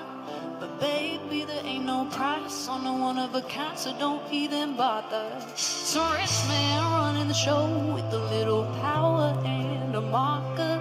Thinks I'm gonna fold and sell my soul. Well, this voice ain't up for barter, and I put that on my mama. I walk through fire to feel that heat. Nothing scares me anymore, so I won't settle for defeat. I ain't no liar, honestly. God made a warrior out of me to fight these demons. Now I'm a survivor. Ooh, I'm a survivor. Come on, Jonah. They all looking down on me, they said I couldn't.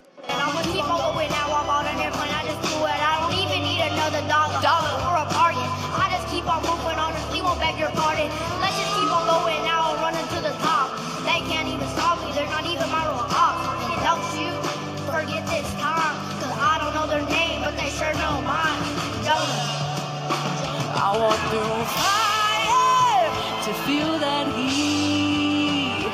Nothing scares me anymore, so I won't settle for defeat. I ain't no liar, honestly. God made a warrior out of me to fight these demons. Now I'm a survivor. Whoa, I'm a survivor. And I walk through fire to feel that heat.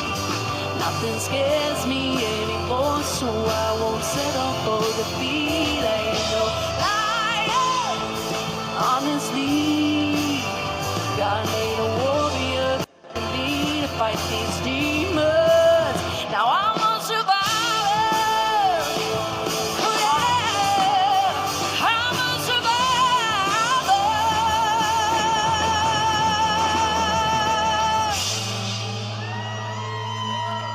Thank y'all. Y'all make some noise for Jonah. Y'all make some noise for Caitlin Curtis and Jonah. Jennings, everybody.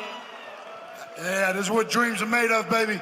I'm so glad to see TCL. This is going to be one of the biggest sporting companies in the business, man. I love y'all. I am Struggle Jennings. Thank y'all so much. Let's get back to the fighting. Struggle Jennings, Caitlin Curtis taking us home into the money rounds here on opening night, season 3 of TCL.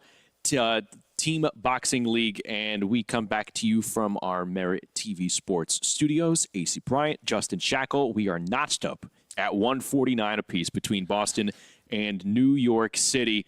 And, oh my gosh, I mean, the drama going into the money rounds. This is a direct product of, I think, what if you're at the table and saying, man, how can we be different?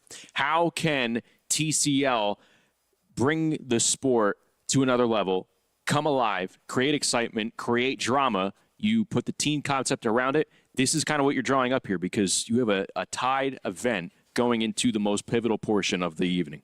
So in traditional boxing, if you have a knockout, the night's over. But in Team Combat League, we've had, I believe, 3. And the night's not over yet. There's still more to come. It's important that you stay focused, that you understand that, hey, I still have more fights after this. My team just didn't, even though I hit the home run, I still have 2 more innings, and we got to maintain a strong strategy and stay focused, because Team Combat League, at any given punch, it could change the trajectory of this sport. Let's take a look at the balance of nature middle rounds recap, and NYC found itself trailing entering the middle rounds, but there is a whole lot of back and forth action, and the knockouts closed the distance right there from Ryan Zeppelakati, who we're going to see in the money rounds. And then here, Filip Stankovic come out of nowhere in his debut. My goodness. But Boston answering back right there by Miguel Teao as he picks up the knockout for the Butchers. And it has led us to the big moment when we come back. Final 7 rounds, 149 all between Boston and New York City. We're going to take a break. We'll come back with more action from Foxwoods right after this. I got charged for a stolen vehicle. Time in jail. Witness the unfiltered reality of life on the inside. Then it's the ultimate showdown on the streets. Cops Reloaded. Get on the ground! Jail and Cops Reloaded. Weekdays starting at 4 Eastern on Dr. Phil's Merit TV. Studies continue to show the benefits of CBD, including how it helps you to stay asleep and wake up well rested. But not all CBD is the same. While many CBD products are oil-based, Sleep Cream's pharmaceutical-grade CBD crystals are over 99% pure, sourced from known small-batch domestic hemp farmers. There's a distinct difference in quality. And Sleep Cream uses 8 times the amount of CBD found in leading competitors' products. While some CBD oils can be gross and smell bad, Sleep Cream uses natural and organic ingredients to give it a soothing lavender scent. Unlike marijuana, Sleep Cream is 100% THC free. It does not cause a high, and you won't fail a drug test regardless of the amount you use. CBD in Sleep Cream is safe and it's legal. This makes it the world's first and finest non-melatonin CBD-infused cream for sleep. At Caden Lane, we're here to celebrate every milestone, big or small, from their first outfit to their first steps. Our magically soft sleepwear grows with your baby, keeping them cute and comfy and ready for anything. From newborn essentials to matching family swimwear, our famous colorful pajamas, and more. Shopping for gifts has never been easier. Thoughtfully designed and mom-approved for all your little one's biggest first moments. Shop Caden Lane today. In a world that's flooded with noise, remember this: the truth doesn't always just show up on the surface. You really have to uncover it yourself. Presenting the facts isn't just a responsibility, it's our driving force. This is the news on Merit TV. Back at Foxwoods, it is opening night here for the TCL Team Boxing League on Merit TV Sports. And we go inside Foxwoods Resort and Casino. Bubba Jenkins has been with us this entire night as we have a tight one, Bubba, and we're getting ready to go for the money rounds.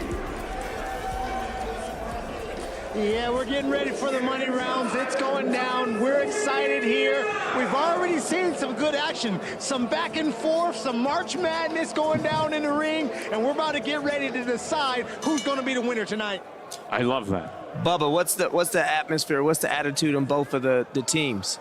Are you able to, how are the coaches sounding? Is there any anxious, or is there nervousness, or is everybody sounding confident? What are you hearing out there? Well, I can definitely see a little anxiousness on each of the coaches. Like you were saying earlier, the coaches earlier had a big lead, and then they lost that lead. So you can see the anxiety weigh in on their faces, and then the crowd's getting in. Some of that home team advantage is coming in, with people coming in very close to New York, and it's just an exciting night, man. There's a lot of anxiety, but the coaches are definitely putting it together. Thank you so much, Bubba. Christina Cruz, Leah Lewandowski, who started off our night in the launch rounds, beginning it here in the money rounds. Cruz came away with a 10-9 win for NYC, and there you see the 7-time New York City Golden Gloves champ with a fence jab, just waiting for her opponent. Now it looks like it's starting off again with Cruz starting off a little bit slower, and Lena Lewandowski starting off pretty strong, but she died off a little bit at the end. But let's see how they maintain. Let's see, did they make any proper adjustments? Cruz, 40-plus years of age, but the motor was greater than Lewandowski's in their opening tilt at 118 pounds. That is the bantamweight division here in boxing. And again, we are tied at 149 all. And I feel like Cruz is doing a little smart. She's being some by holding. She's got some veteran tricks up her sleeve. She's holding it. It look like she's pausing, understanding that she needs to drain that clock. Because the longer she keep her drained, the better she's going to be able to, Cruz is going to be able to do is turn it on at the end. Cruz kind of carrying over from her first round of the event. She's calculative. Yes. And she's being methodical by doing exactly what you were talking about. Yes.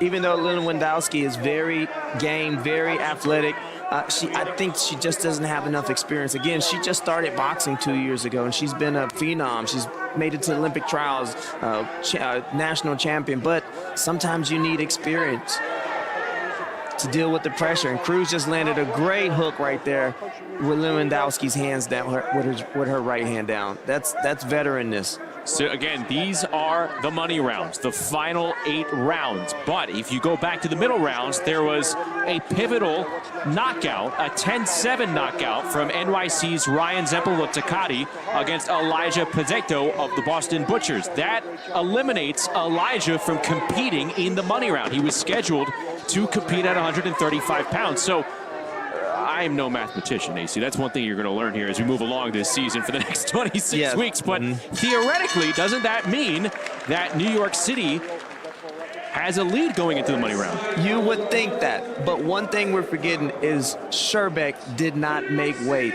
And he cost his team that 1 point. So even though Ryan got that knockout, that extra point may be eliminated because Sherbeck is now not also able to participate in the money round. That's right. Elijah was supposed to face the veteran Sherbeck Rakhmatulyov. He missed weight, so that's a wash. That is a wash. And that could come back to bite them.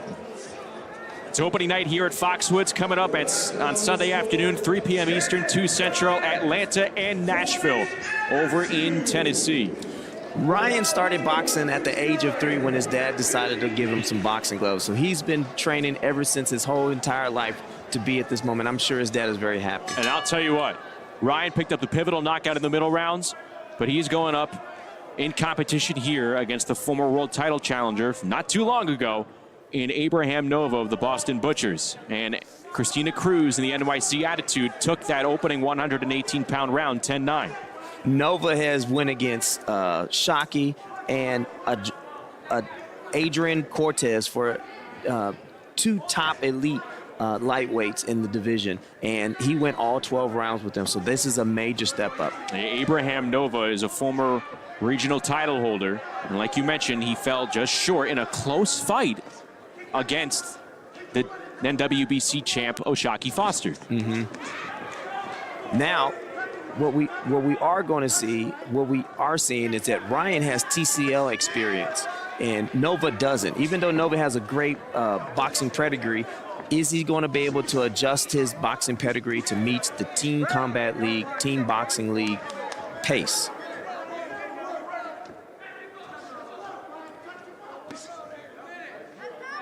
The one little quiet moment we have. This is a chess match.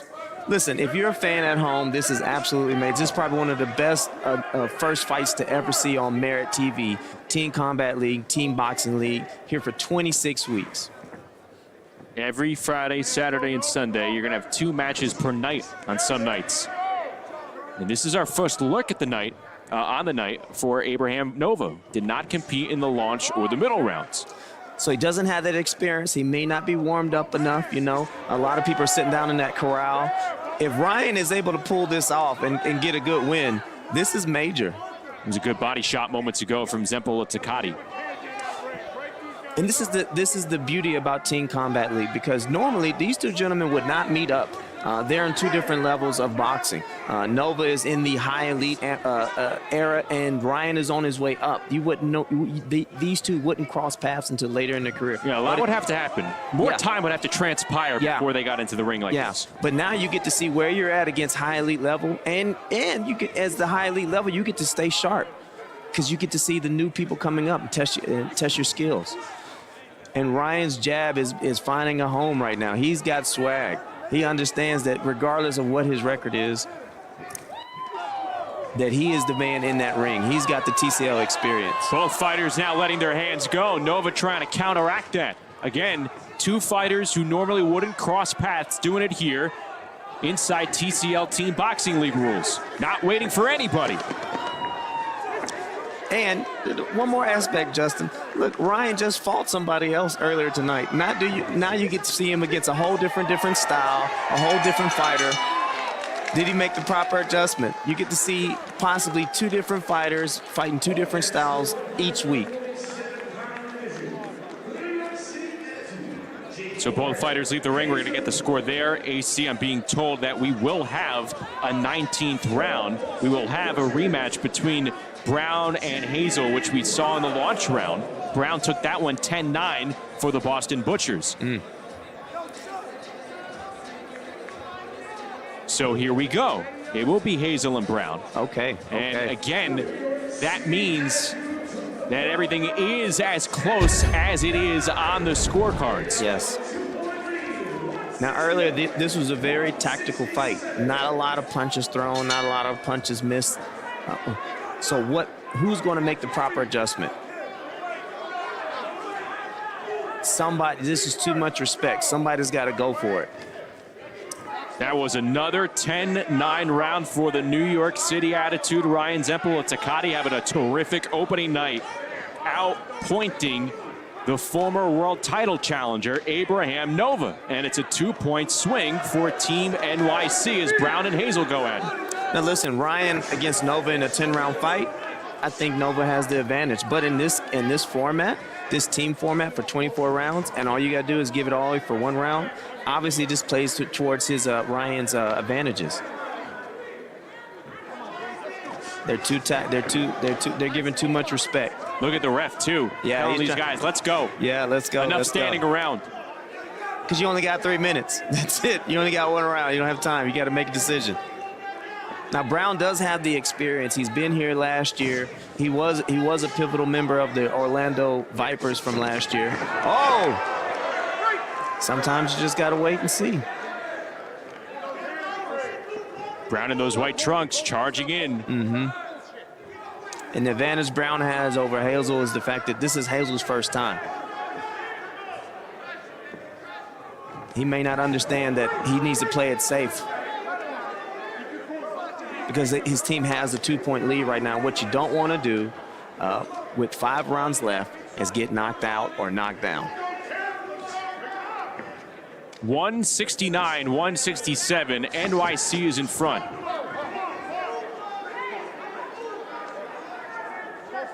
If you're here with us watching the weigh-ins, Brown brought in the pillow. He said he's going to put him night-night. He brought a pillow to the weigh-ins. He told him he's going to put him night-night. Well, Brown at the moment looks tight as a drum. Yes. Wide-eyed. Very wide stand. He's like he's coiling up, ready to launch out. And Hazel used that length to keep Brown on the outside. Well, he's not really using his length at all. He's not using his advantages. He's playing towards Brown's advantage. And he's allowing Brown to come in with that hand down. There's no jab. There's nothing stopping him. You know, he's not connecting too much. No, not at all. He's not taking advantage of the space that's being given to him. Yeah. But what will the judges see in this one? Again, not a whole lot of action compared to the first two bouts here in the money rounds. And you know what, Justin? I'm looking at this round in a traditional boxing sense. This would be a lot of action. This is a lot of movement, everybody taking their time. This is the pace you would have at a 10 or 12 round. That's a good point. Yeah, but for TCL and all the action we've seen all night, to us, this seems a little slow. This seems like a lull in the pace. Yeah.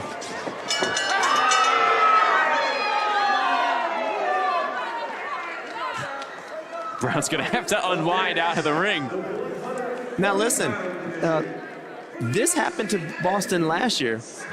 They lost their composure in the mix-up with another team, and it made some of their fighters get suspended. So you've got to make sure that you keep a cool head. You don't do anything crazy. It's going to put your team behind.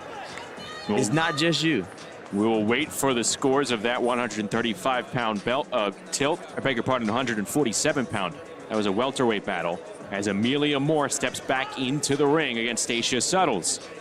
And this could be a big lift for Boston if Brown comes away now that they have Moore in the ring. Now listen, this was very an enjoyable night. For 26 weeks, Friday, Saturday, and Sunday, you're going to be seeing this on Merit TV. And we'll be back Sunday, Nashville versus Atlanta, Dirty South. Can't wait to see it. You got a doubleheader next weekend, next Friday night. Look at me, I'm leaned in. I'm I know, right? I'm hooked, baby. Yeah. And it looks like Shuttle did she made the proper adjustment. She's a little bit more aggressive this time. But is that going to play in the favor of Moore? Because Moore is clutch. Moore has been here before. Moore has put her team over the top. She has been the anchor. She has been the one person that they can count on no matter what to come in and give them the points they need. And right now, it's tied up 177-177. What did I miss, AC? That's a 10-8 round that just happened for Brown of Boston to tie it up. Maybe they just gave us Ryan's point. Maybe that's what happened. Okay. Maybe they gave us Ryan's point. You could hopefully get some clarification from Bubba, but right now, how about Stacia Suttles? Wow, she is turning on Amelia Moore. This was not expected here in the money round. It was not. Like I said earlier, when you pick your fighter for the money rounds, you're expecting them to bring it home for you. And look, Moore has been absolutely clutch. She did not lose a round last year. And all it takes is one punch. Suttles must have been playing possum. She sat back. She probably looked at what she needed to improve, and she's implemented that. The reigning TCL Rookie of the Year in trouble here for the Boston Butchers in the money rounds. She is bloody. This is the most bloody. I've never seen her in this type of trouble. Suttles emerging for the NYC Attitude. But Moore is a professional. She understands that's one shot. All she's got to do is get her composure and take over. She's been down this road before. I think she's got her bearings back. Yeah. Now Suttles' jab is absolutely marquee. You can see the blood on her jab glove. Yes, it is. If I was her, throw that jab, throw that jab, throw that jab. Because that two's going to come right behind it. Nope, give her some more jab, feed her some more jab. There's a minute left. Moore has got to take that distance away. She cannot stay on the outside within Shuttle's range. That's not in her advantage right now. Whatever that fighter was, Shuttle was, the first time they met, that person is gone. They made the proper adjustment. The blood is absolutely pouring from the nose of Amelia Moore. Yeah. 30 seconds to go. And I'll tell you what, Suttles can camp in the middle of the ring and keep peppering her with that jab. Yeah. At the moment, it doesn't seem like Moore has a code to crack. I almost wondered, is Moore injured? Is it a broken nose? Is there something wrong with her eye? Because normally she's super aggressive, but right now she looks like she's kind of tentative. And this could be the turning point of the event. This could be it. This could be it. I know Boston was counting all these points right here. There's a good sequence for Moore at the very end, but I don't think that's going to be enough. It's Suttles coming alive for the NYC Attitude. Suttles probably just put the nail in the coffin, possibly for Boston. And one thing I want you to think about, Justin, is the fact that Pino was able to limit Rashidi to only 1 point in the first match, and that could be pivotal at this point.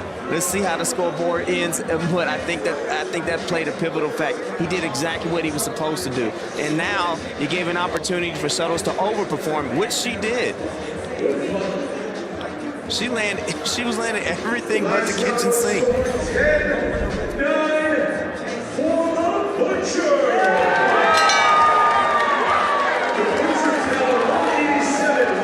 That's a 10-9 round for the Boston Butchers. It's a little hometown cooking right there. It's a little hometown cooking. Okay, then. Well, Boston has a 187-186 lead. I wonder how the NYC corner and corral feels at the moment. Yeah. They have 3 rounds left, a total of 4 rounds, including this one. Wow.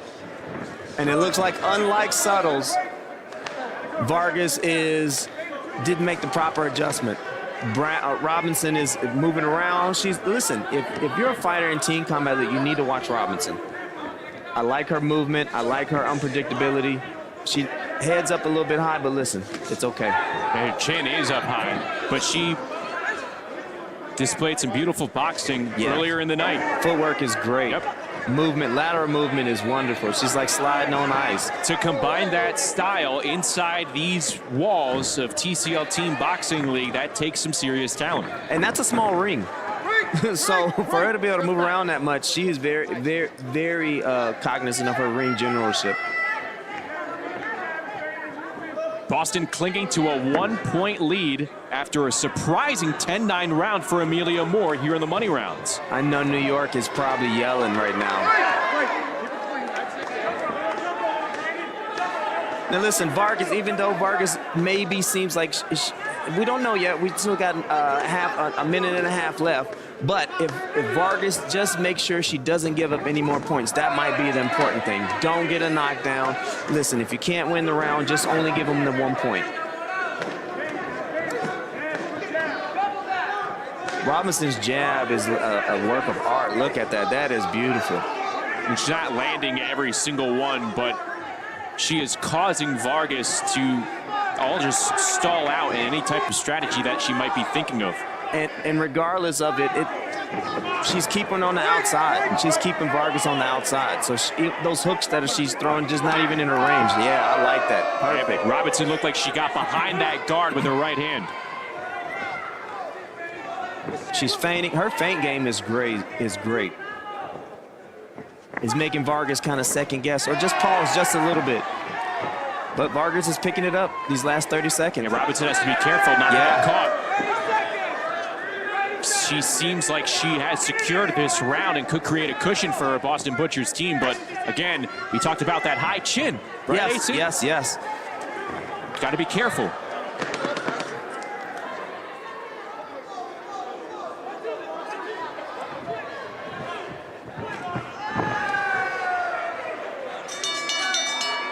Robinson looks like she has come away with another round, at least in her thoughts. We're going to backtrack, though. Go back to the Moore and Suttles match. There is Amelia Moore. And her nose was tended to.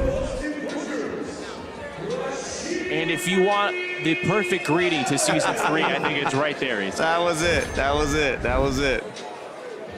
That's a face of a warrior. Well, she came away with the victory in her round and came away with a bloody nose as well. So let's see what the score is now.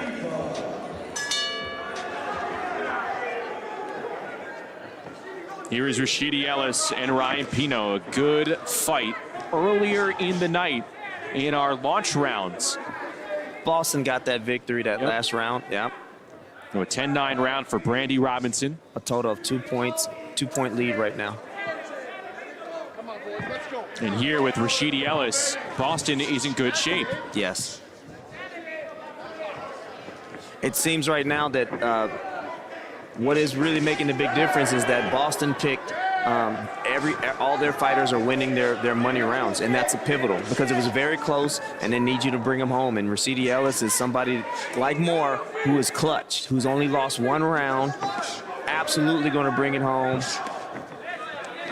Now, Campino, can he be the spoiler?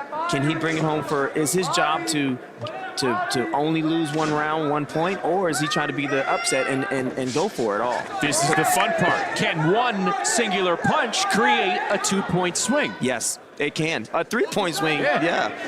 Which is what they need right now. Think about that. One punch from Pino against Ellis, although Ellis, one of the most talented fighters on either roster here, that could create a 3-point swing and give New York City the lead here. So it is far from over. Yes, far from over.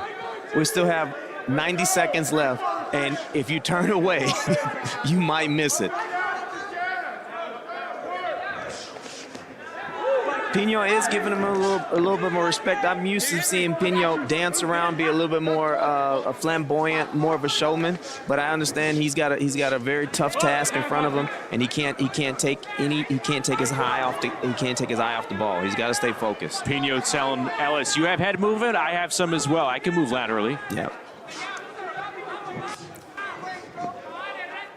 Rashidi Ellis is showing us why his name's Speedy. The way he gets in and gets out is absolutely like a bullet.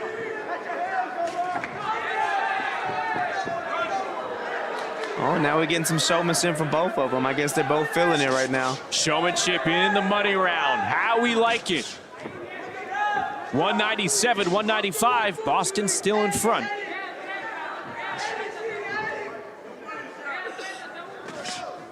Good jab. Nice jab. Nice jab. Nice jab. He's closing. Pino is closing the distance. He's standing his ground. Maybe he sees something. Pino, a TCL vet, a Mega Brawl winner. Oh, he gets clipped. And Ellis tries to turn him out. I would love to see these two go multiple rounds. Yeah. But we don't play like that here. No. Get your work in, get it done. Yeah. Be efficient. So you know what? When you meet back up later down the road, inside this TCL ring, the energy is going to be there. Yeah, 100%. Listen, it's not rock'em sock'em robots. Anybody can sit here and watch this and see the skill that these fighters are displaying, and understand that this isn't just a ballroom brawl where they're just trying to knock each other out. No, all these knockouts, all these fights are very tactical. This is the tip of the spear when it comes to innovation in boxing. The action allows the casual fan to really enjoy it, but there's enough skill, like I said earlier, there's enough skill and talent within the league, under the league umbrella, that makes sure it attracts the boxing hardcore fan. Ellis takes that round 10-9, so Boston has built a 3-point lead with 2 matches to go, including this one between Gurgulani and Fontanez, which we saw earlier in the launch rounds, and Gurgulani came away with a 10-9 win. So Justin, right now, this could potentially be the winning match. If Boston is able to pull away a win right now, mathematically, there's no way New York can win. But if New York is able to either pull off a win or a knockdown, they are still in the game, and they need their clutch fighter coming in at the end. Gurgulani for NYC wants to try and go 2-0 here tonight and keep his team in it. He's staying focused. A lot riding on this 160-pound bout. And I can see why these two fighters have split each round, because Fontanez has seemed to be a totally different fighter than he was the first time they met up this round.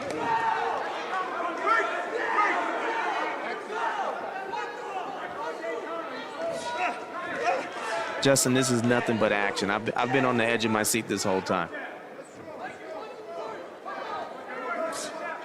Nice jab, nice jab.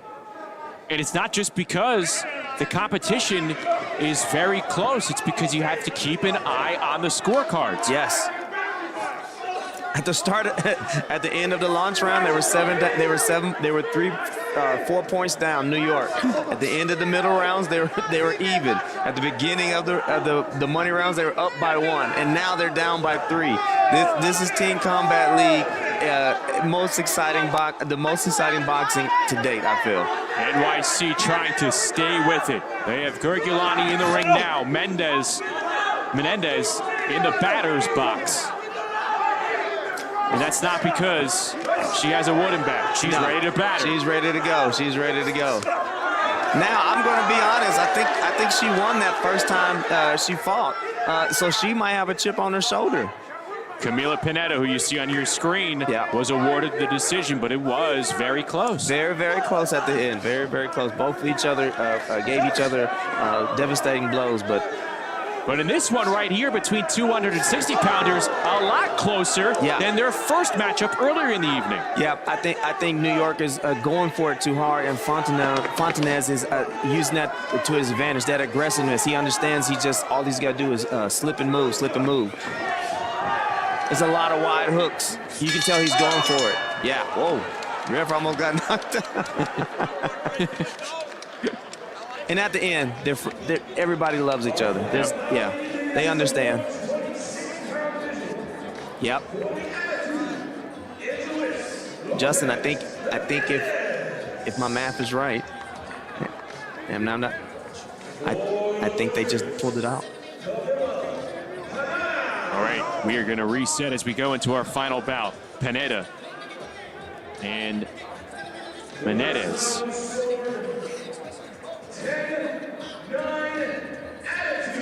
NYC picking up some They're points still in right it. here. They're still in it. We are not done. It's Pineda for the Boston Butchers. We need a knockdown. There has to be a knockdown for New York to win. There is no ifs, ands, or buts. And Angel Reese Lopez Menendez come away with it. What does it take to tie for New York City? What it takes to tie or win. To tie, you need a knockdown. To win, you need a knockout. So if she goes in there and just wins the round, that doesn't give them enough points. She needs a total of 2 points. I think she just pulled it off. Oh, wow, this is all action. 30 seconds in, and Menendez. She still has 2 minutes left. She tags Pineda with a left hand. It turned the chin. She has something to prove. I think she feels like she was robbed that first meeting, and she's going out harsh. Or she's carrying New York on her back. She understands what the mission is. She understands what she has to do, and she is on a mission.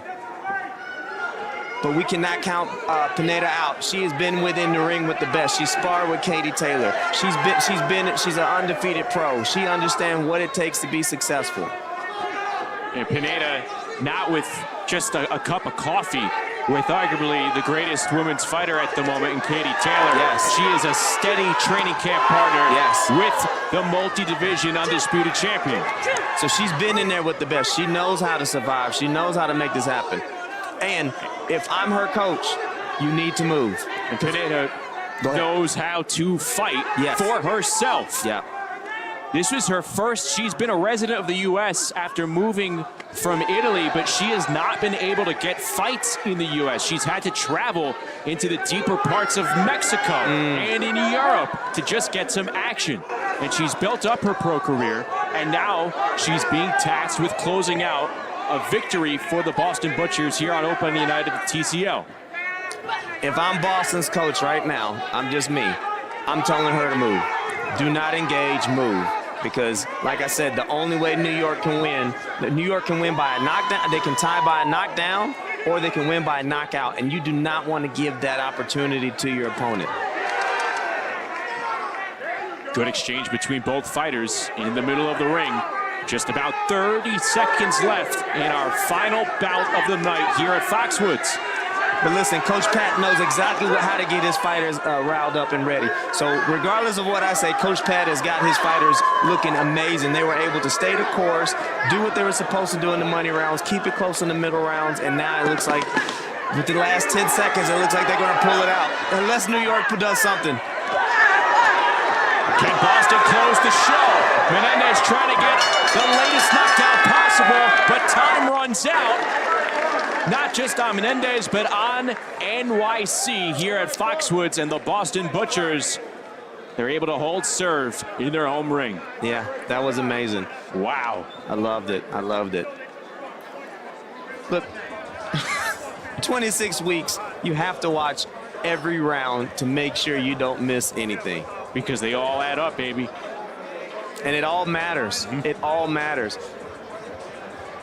And honestly, I'm going to tell you the fact that I think Pino versus Rashidi, he was only able to get 1 point both times. That's what made it competitive. Had Rashidi Ellis got a knockout or a knockdown, we wouldn't be talking about, hey, they need to do this to win. They need to do. They would have already lost. But because he was able to keep it close, I think that was key. I think that was key. I think the big match that kind of raised some eyebrows here in the money round is Settles and Moore. Yeah. Moore came away with a 10-9 round when it looked like Settles may have done more there. Yeah, and look, I do want to apologize. It wasn't hometown because they're not in Boston. They're, so I take that back, Fight fans, that last round was wow, awarded look at the score. 10-9 124, 125. For all the lead changes, we only come back with a 1 point victory. Was won by the Boston Butchers, who scored 225 points. The New York City Attitude scored 224 points.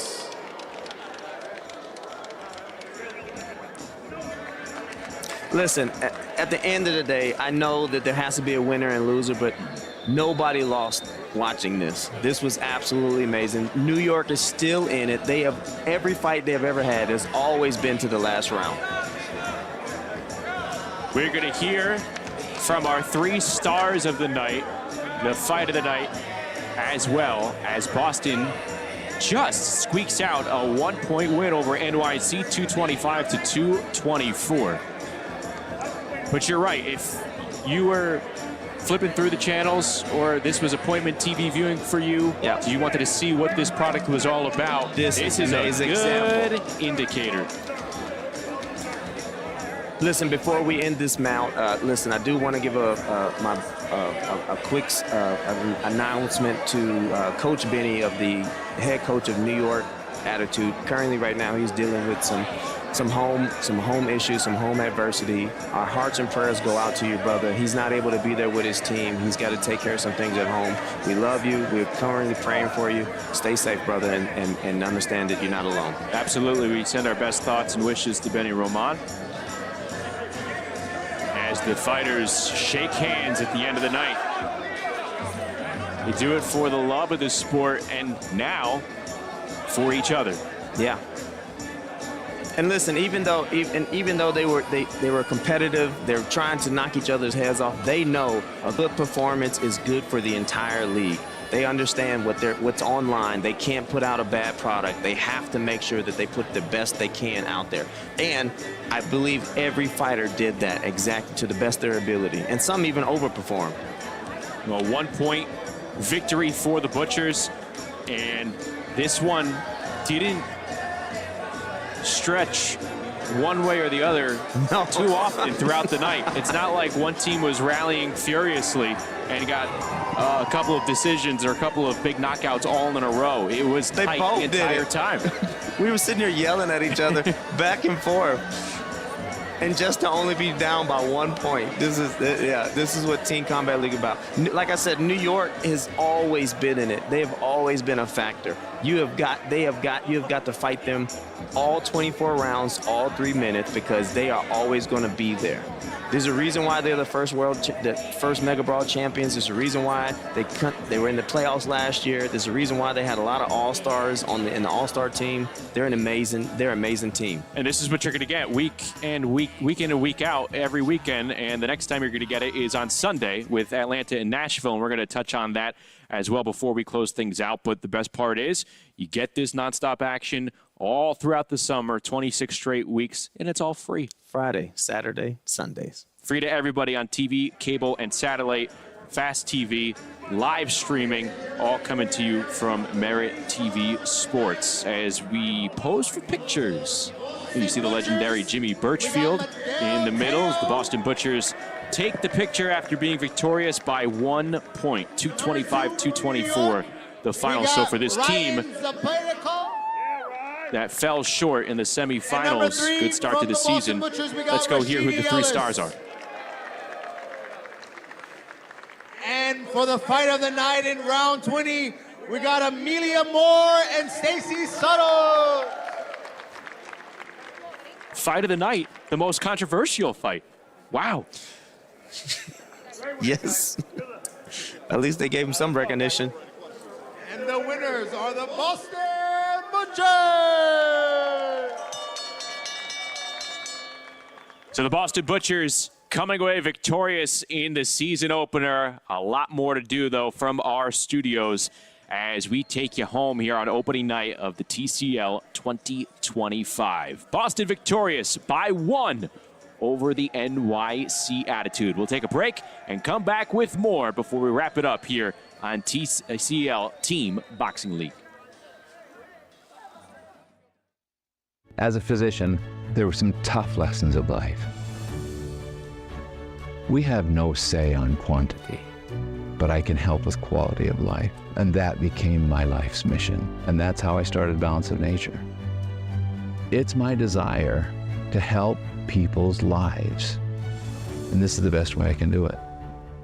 Get 35% off your first set as a preferred customer. Claim this offer by using discount code. You know, the sweet science hits different down south. On Sunday, watch Smooth Doc Robinson in the Atlanta Attack. Square off with Tony the Hulk Johnson, Michelle Morales, and the Nashville Smash. 2 teams collide, only one survives. Start for Atlanta. Atlanta versus Nashville, live Sunday on Merit TV. Atlanta and Nashville coming up on Sunday afternoon live from Tennessee, and it is a 3 p.m. Eastern, 2 p.m. Central start. We have AC Bryant, Justin Shackle with you after Boston's victorious over NYC. 295-294 the final over at Foxwoods Resort Casino in Mashantucket, Connecticut. So let's go back to Foxwoods, and we go back to Bubba Jenkins, who is standing by. We're with the winning coach right here on the opening night. 1-point victory, going back and forth with the March Madness. How you feel about the win? How you feel about it being a victory in March in the hometown? Yeah, it was fantastic. I forgot how much stressful this was. You know, we're back in it. You know, every match it's like 100%. You're in, and you know it drains you. But our team really came through at the end, and it was a great effort from our team. What do you think were the key matchups that won you the fight? I know there was a lot of swings during the fight, a lot of points being swung around. What do you think the key matchups were where you guys got the victory? That whole last set, it was when we started tied. We needed the money rounds. We needed to hit every one. There was no slip in there. We couldn't fall. We couldn't get a knockdown. We couldn't get anything. So every one of those matchups really set the tone.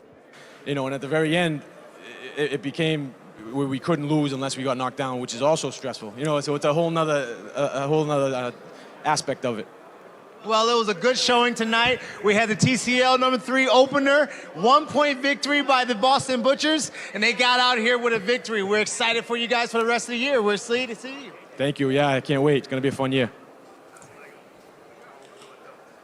How are you guys going to go against Philadelphia? Oh, Philly. Philly, yeah, Philly's. We got a long history with Philly. We're coming back for them. We need our get back on Philly, so we'll be back in a couple of weeks. Can't wait for that one. All right, back to you guys. Redemption on the mind of the Boston Butchers for sure. They want to get some payback after being ousted by Philadelphia in the semifinals last year. Overall, though, we throw through the money rounds. Obviously, we talked about Amelia Moore and Stacey Suttles. Biggest match, though, that stood out to you before the money rounds? What jumped out at you? Oh, to me personally, I think it was the Ryan knockout. I think that turned that swing the pendulum in the way of we were asking about what they're supposed to do. They were down by 3 points. Ryan knocking them out absolutely sent the crowd crazy. I know we were over here going crazy, and from that point on, it's just been it was all action. I feel like that was probably the biggest pendulum swing, and the fact that New York kept staying on the path. They did not let off the gas, but Boston was able to weather the storm, and this is why Team Combat League is exciting, because you never know what's going to happen. And I want to know, picking the minds of a head coach currently in the league here. Again, your San Antonio Snipers, they start the season April 18th. Now, when this is happening and the match is that close, going back and forth, these are all fighters who started off on their own island. You know, boxing, you are on your own. This is different here. So when the pendulum is swinging, what is the feeling and the mood like in the corral while your fighters are watching what's happening live? So honestly, what you have to understand is some fighters need that excitement. Some fighters need you to be calm. So you have to know what type of fighter you're dealing with when you're talking with it, because not all fighters react the same way to different stimulants, right? You want to make sure that this isn't the first time that fighter has looked at that scenario, thought about it when they get in that ring. You want to go over there in practice, in sparring. You want to make sure that they understand, hey, what do you do if you're down by 1 point and we still have 2 rounds left? Do you go for the knockout? Do you go for this? If you've been knocked down, how do you recover? These are things that you have to have the mental fortitude and the mental training to be able to execute in Team Combat League, because you get 1 round, and if you misstep, you could lose it for your entire team. So we saw how Boston was able to operate here in a close fight and finding ways to win here. And they come out with a victory by just 1 point. They show their pedigree based on their success last season. Let's go back to Foxwoods, where Bubba is standing by with a special guest. Bubba, who do you have? That's right. I do have a special guest, OG legend of the Death Row Records. Godfather Records, original G-Red right here. What'd you think about TCL tonight? What'd you think about the concept, and how you like it? I love it, man. It was action from the word say go. I see these young people out here. We had a nice talk with them before they came out here. Let them know the world was about to see their skills and all the hard work they put in, and this is your shot, and they came out here and they went for it, Yeah, somebody got to win, somebody got to lose. Absolutely. And today looked like 1-point victory. Boston, they did their thing though, man. So with it being a very, very close matchup, going back and forth, punches being 3-point punches type of thing, what'd you think about it being a team concept? Them having New York, them having Boston, just different teams from all around the world, the concept of boxing. I think this is a new era for boxing. Yeah. This type of engagement. You know what I mean? Like it's excitement, man. It's like everybody's in. You got one shot. You know what I mean? You got to get in, get out, 24 rounds. But you got to get out. You got to make yours count. You know what I mean? It's one of them kind of situations where it seems like they're sitting there waiting for their next shot, but that's what it is. When you get in there, you got to do yours. You know what I mean? Absolutely. So the whole concept about team, I just think it's a good activity for the family to come out. Just show young people what teamwork look like. You know what I'm saying? So TCL is doing the thing, man, and we're gonna be out in Nashville next Sunday, yes, sir.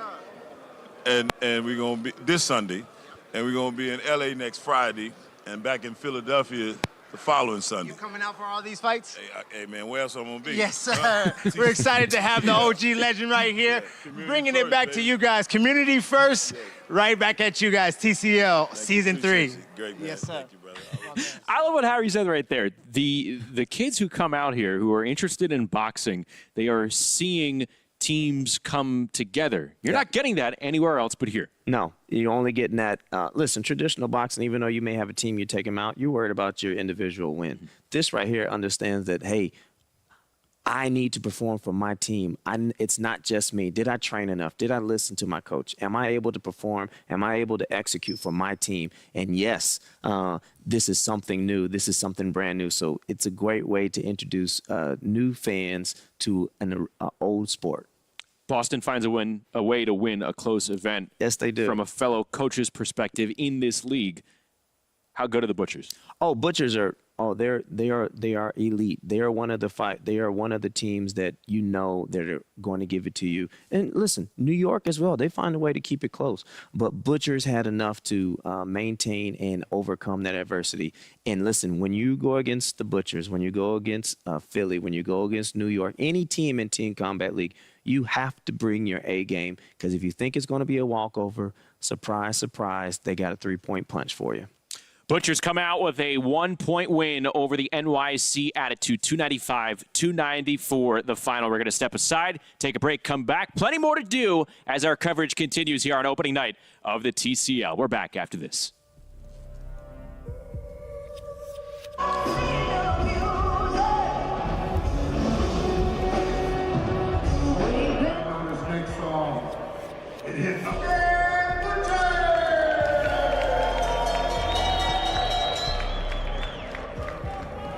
I got charged for a stolen vehicle. Time in jail. Witness the unfiltered reality of life on the inside. Then it's the ultimate showdown on the streets. Cops Reloaded. Get on the ground! Jail and Cops Reloaded. Weekdays starting at 4 Eastern on Dr. Phil's Merit TV. Step into a world of tranquility. Enjoy private accommodations. Let go of distractions and embrace the calm. Break it up! Start your quiet exploration in jail every weekday on Merit TV. I thought we had a plan for Dad. He was set to go to the senior living community right by my house. Then a friend suggested I talk to a place for Mom. They really opened my eyes.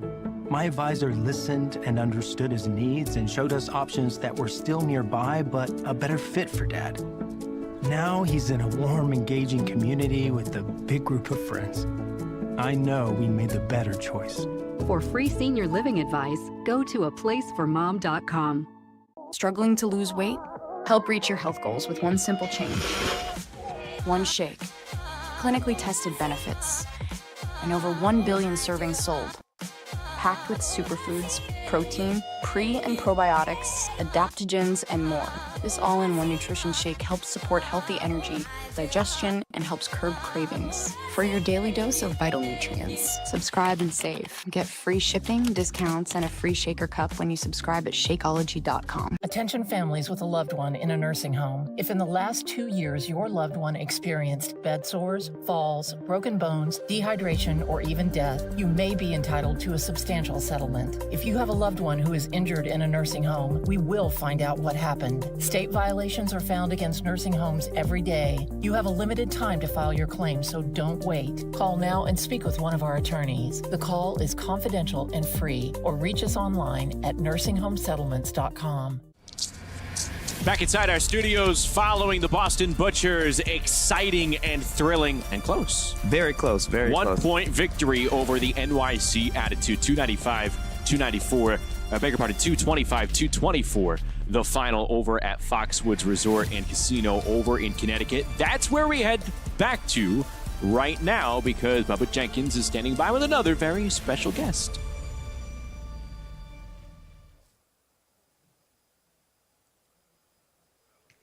Forget that. I hope y'all got it. Yeah, we both did a good job. One take.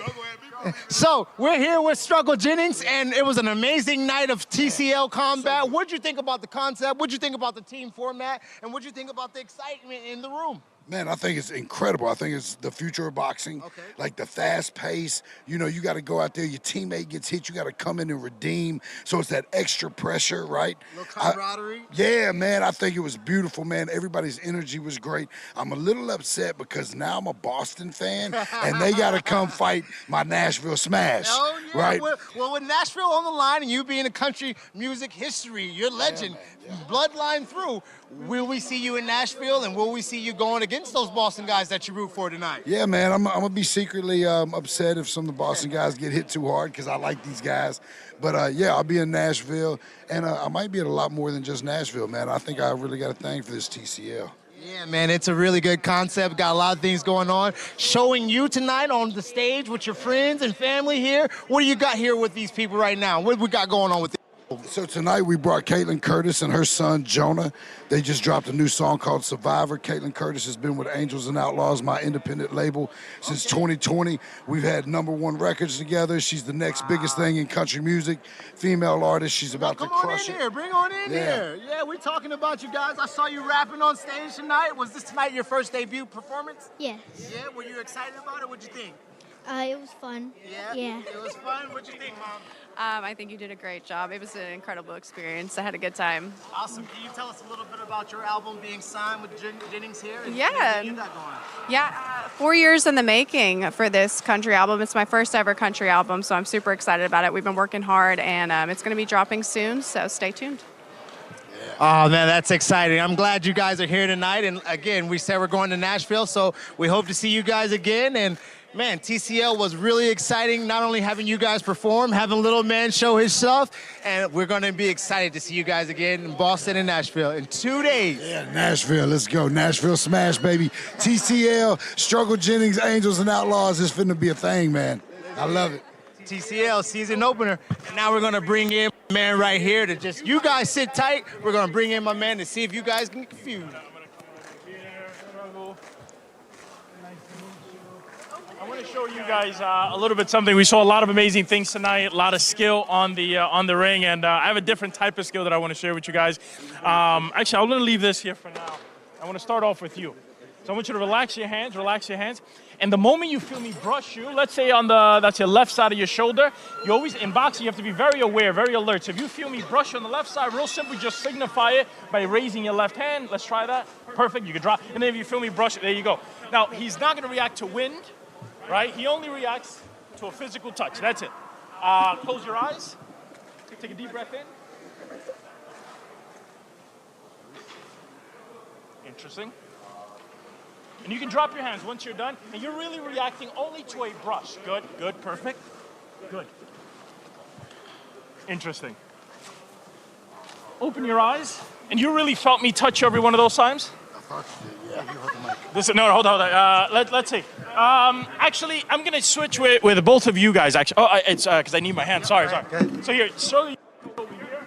Let's see if we can try this, but with you two. You stand over here. And I want you both to look straight at each other's eyes. Now, you know him his entire life, but you don't know her entire life. You know her entire life. I'm going to ask you guys to try to connect right now. Simply by looking at each other's eyes. And I'm going to connect both of your minds. Good. All right, let's move over here. And you stand over here, stand like this. But stand here, and you stand here. Okay. Good. Both of you close your eyes. Struggle's actually going to take a look at what happened. This is what happened when you had your eyes closed. Now, we're going to do it a little bit different with you two. I want you right now to separate from each other just a little bit. Let's try it this way. Can you get me a piece of paper? Rip off just one piece. And let's use... Tell me yes or no, did you feel this? Did you feel this? Good.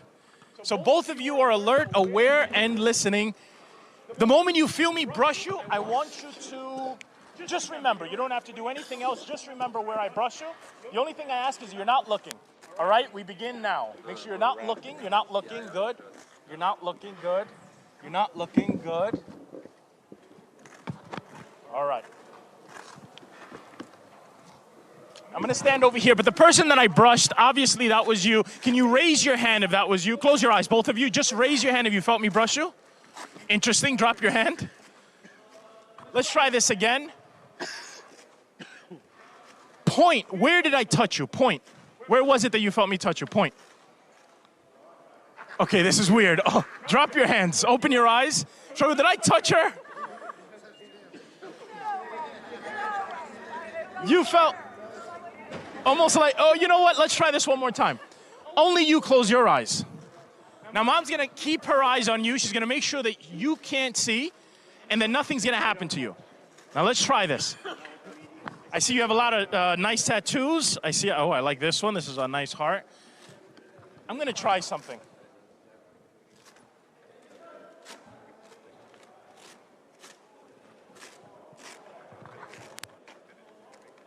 If you feel anything, open your eyes, but only if you feel anything.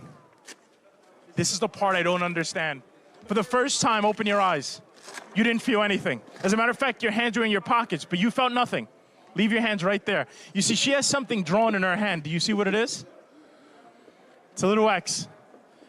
I learned this from this old lady who told me X marks the spot. Can we look at your hands? And you felt nothing. Give them both a big round of applause. Good job, man. That was amazing. Well, we thank you guys for coming out tonight. Thank you for an amazing performance by little man here, my man Sterling. And we appreciate you guys. TCL Season 3 opener. We'll see you guys in 2 days. That was boxing mentalist Devontae Rosero. I was trying all of those on you in the studio while he was doing it. It didn't work. Didn't work. And Wi-Fi wasn't connected. Yeah. You weren't budging. Oh, all right. All right. Boston with a 1-point victory to begin this season here over NYC. Again, 225-224, the final. If you were tuning in to the TCL for the first time tonight, what did you get that you normally would get if you tuned in for a full season? What I would get is that if I'm looking at TCL and I'm understanding that every round is a championship round, that's what it's going to take. And it's like you got 3 minutes to show your will and impose. You got 3 minutes to show your skills and impose your will. It is absolutely the ebb and flow of boxing. Every round, any given round, you got so many different styles. If I was tuning in for the first time, and I've been doing it for 3 years, I'm still excited to watch TCL. It's like you get to see everything you want, and it's nonstop. If you like the sweet science, if you also like team aspect and you want drama from that team aspect, well, this is the place for you. And we're going to be here the entire summer, 26 straight weeks, as we bring you the best of the TCL action from 12 teams around the country. We're going to take a break. When we come back, we'll show you the best action from around the night, and then we'll preview Sunday's big afternoon over in Nashville. We'll be back after this.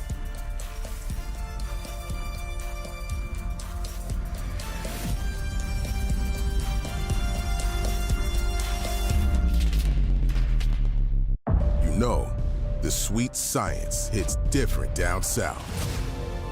On Sunday, watch Smooth Doc Robinson in the Atlanta Attack. Square off with Tony the Hulk Johnson, Michelle Morales, and the Nashville Smash.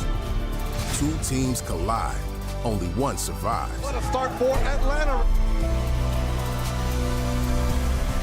Atlanta versus Nashville, live Sunday on Merit TV. Attention families with a loved one in a nursing home. If in the last 2 years your loved one experienced bed sores, falls, broken bones, dehydration, or even death, you may be entitled to a substantial settlement. If you have a loved one who is injured in a nursing home, we will find out what happened. State violations are found against nursing homes every day. You have a limited time to file your claim, so don't wait. Call now and speak with one of our attorneys. The call is confidential and free, or reach us online at nursinghomesettlements.com. In a world that's flooded with noise, remember this: the truth doesn't always just show up on the surface. You really have to uncover it yourself. Presenting the facts isn't just a responsibility, it's our driving force. This is the news on Merit TV. Talk is cheap when it comes to saving our country. We're not just any cell phone service provider. We're Patriot Mobile. It's not enough to simply talk about values. We live them. Defending life, protecting our First and Second Amendments, and celebrating our military and first responder heroes. We're boots on the ground making a difference. We're America's only Christian conservative wireless provider with nationwide coverage on all 3 major networks and 100% U.S.-based customer service. Join Patriot Mobile today and make an impact every time you use your cell phone. NetCredit is here to say yes, even when other lenders won't. Apply online in minutes and get funds deposited the next business day or sooner. NetCredit. Credit to the people.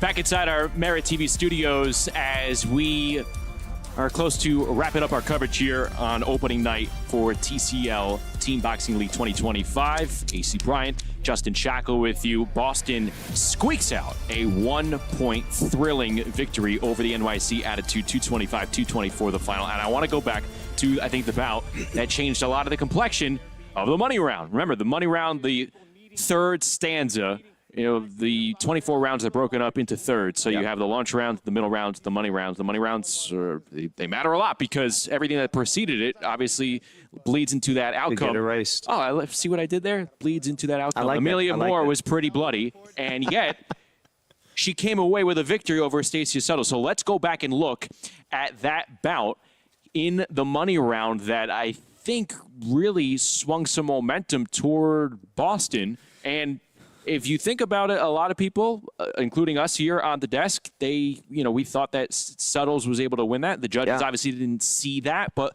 let's go take a look back at that round, go through the 3 minutes, and just kind of comb over it finally, because, again, this was a point in this entire event where these two teams were tied 177-177. And right away, early on in the first 30 seconds or so, Suttles establishing.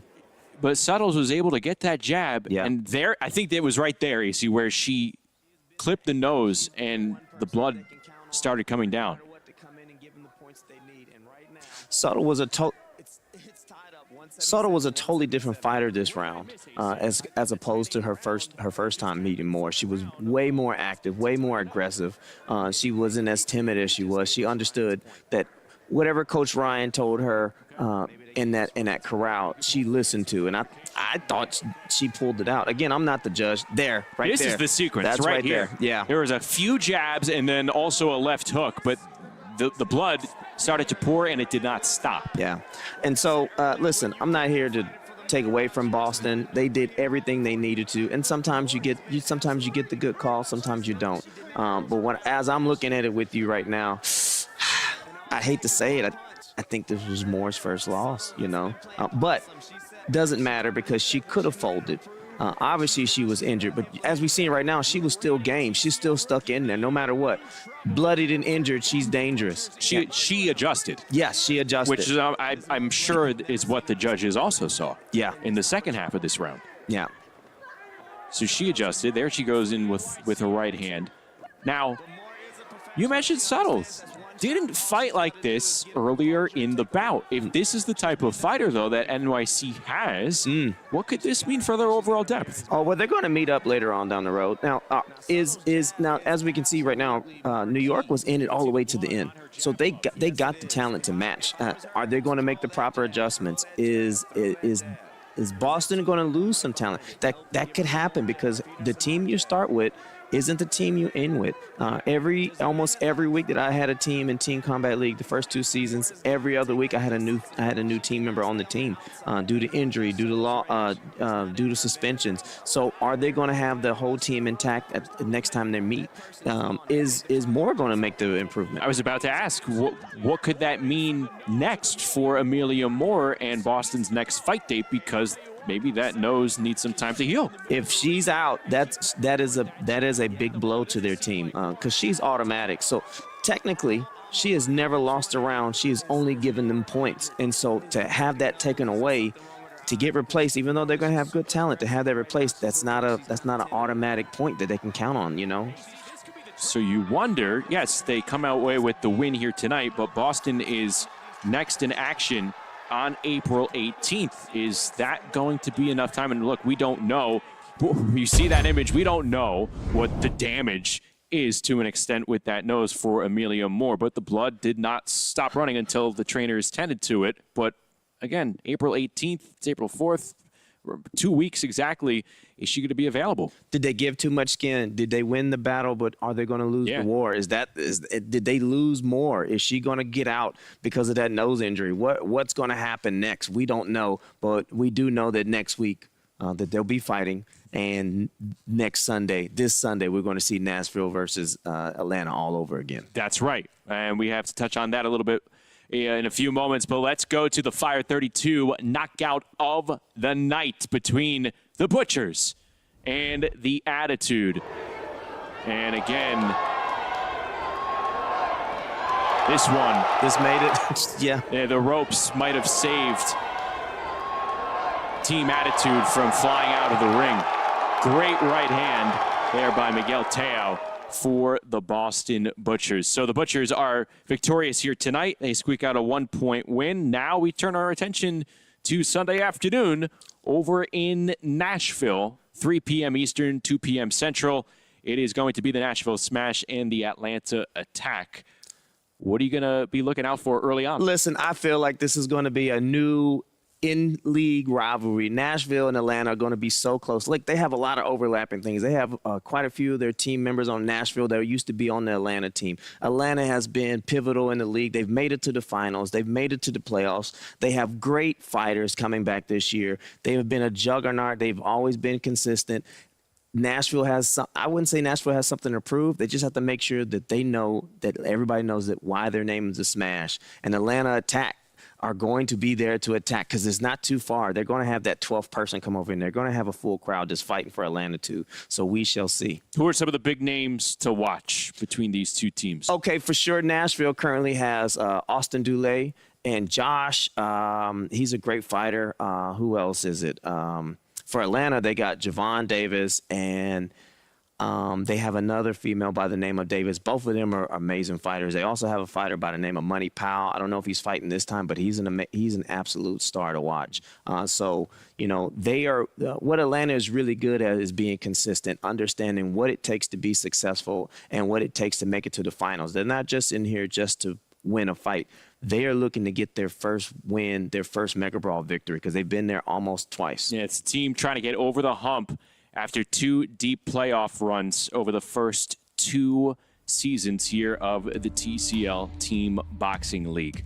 Opening night in the books, and what a big night it was. The suspense carried all the way till the end, and you could expect this all the way through here in 2025. That's going to wrap it up here for us. For Bubba Jenkins, for AC Bryant, I'm Justin Shackle. We will talk to you Sunday in Nashville against the Nashville and Atlanta clubs. Boston victorious here tonight over NYC. We'll talk to you Sunday, everybody. Take care.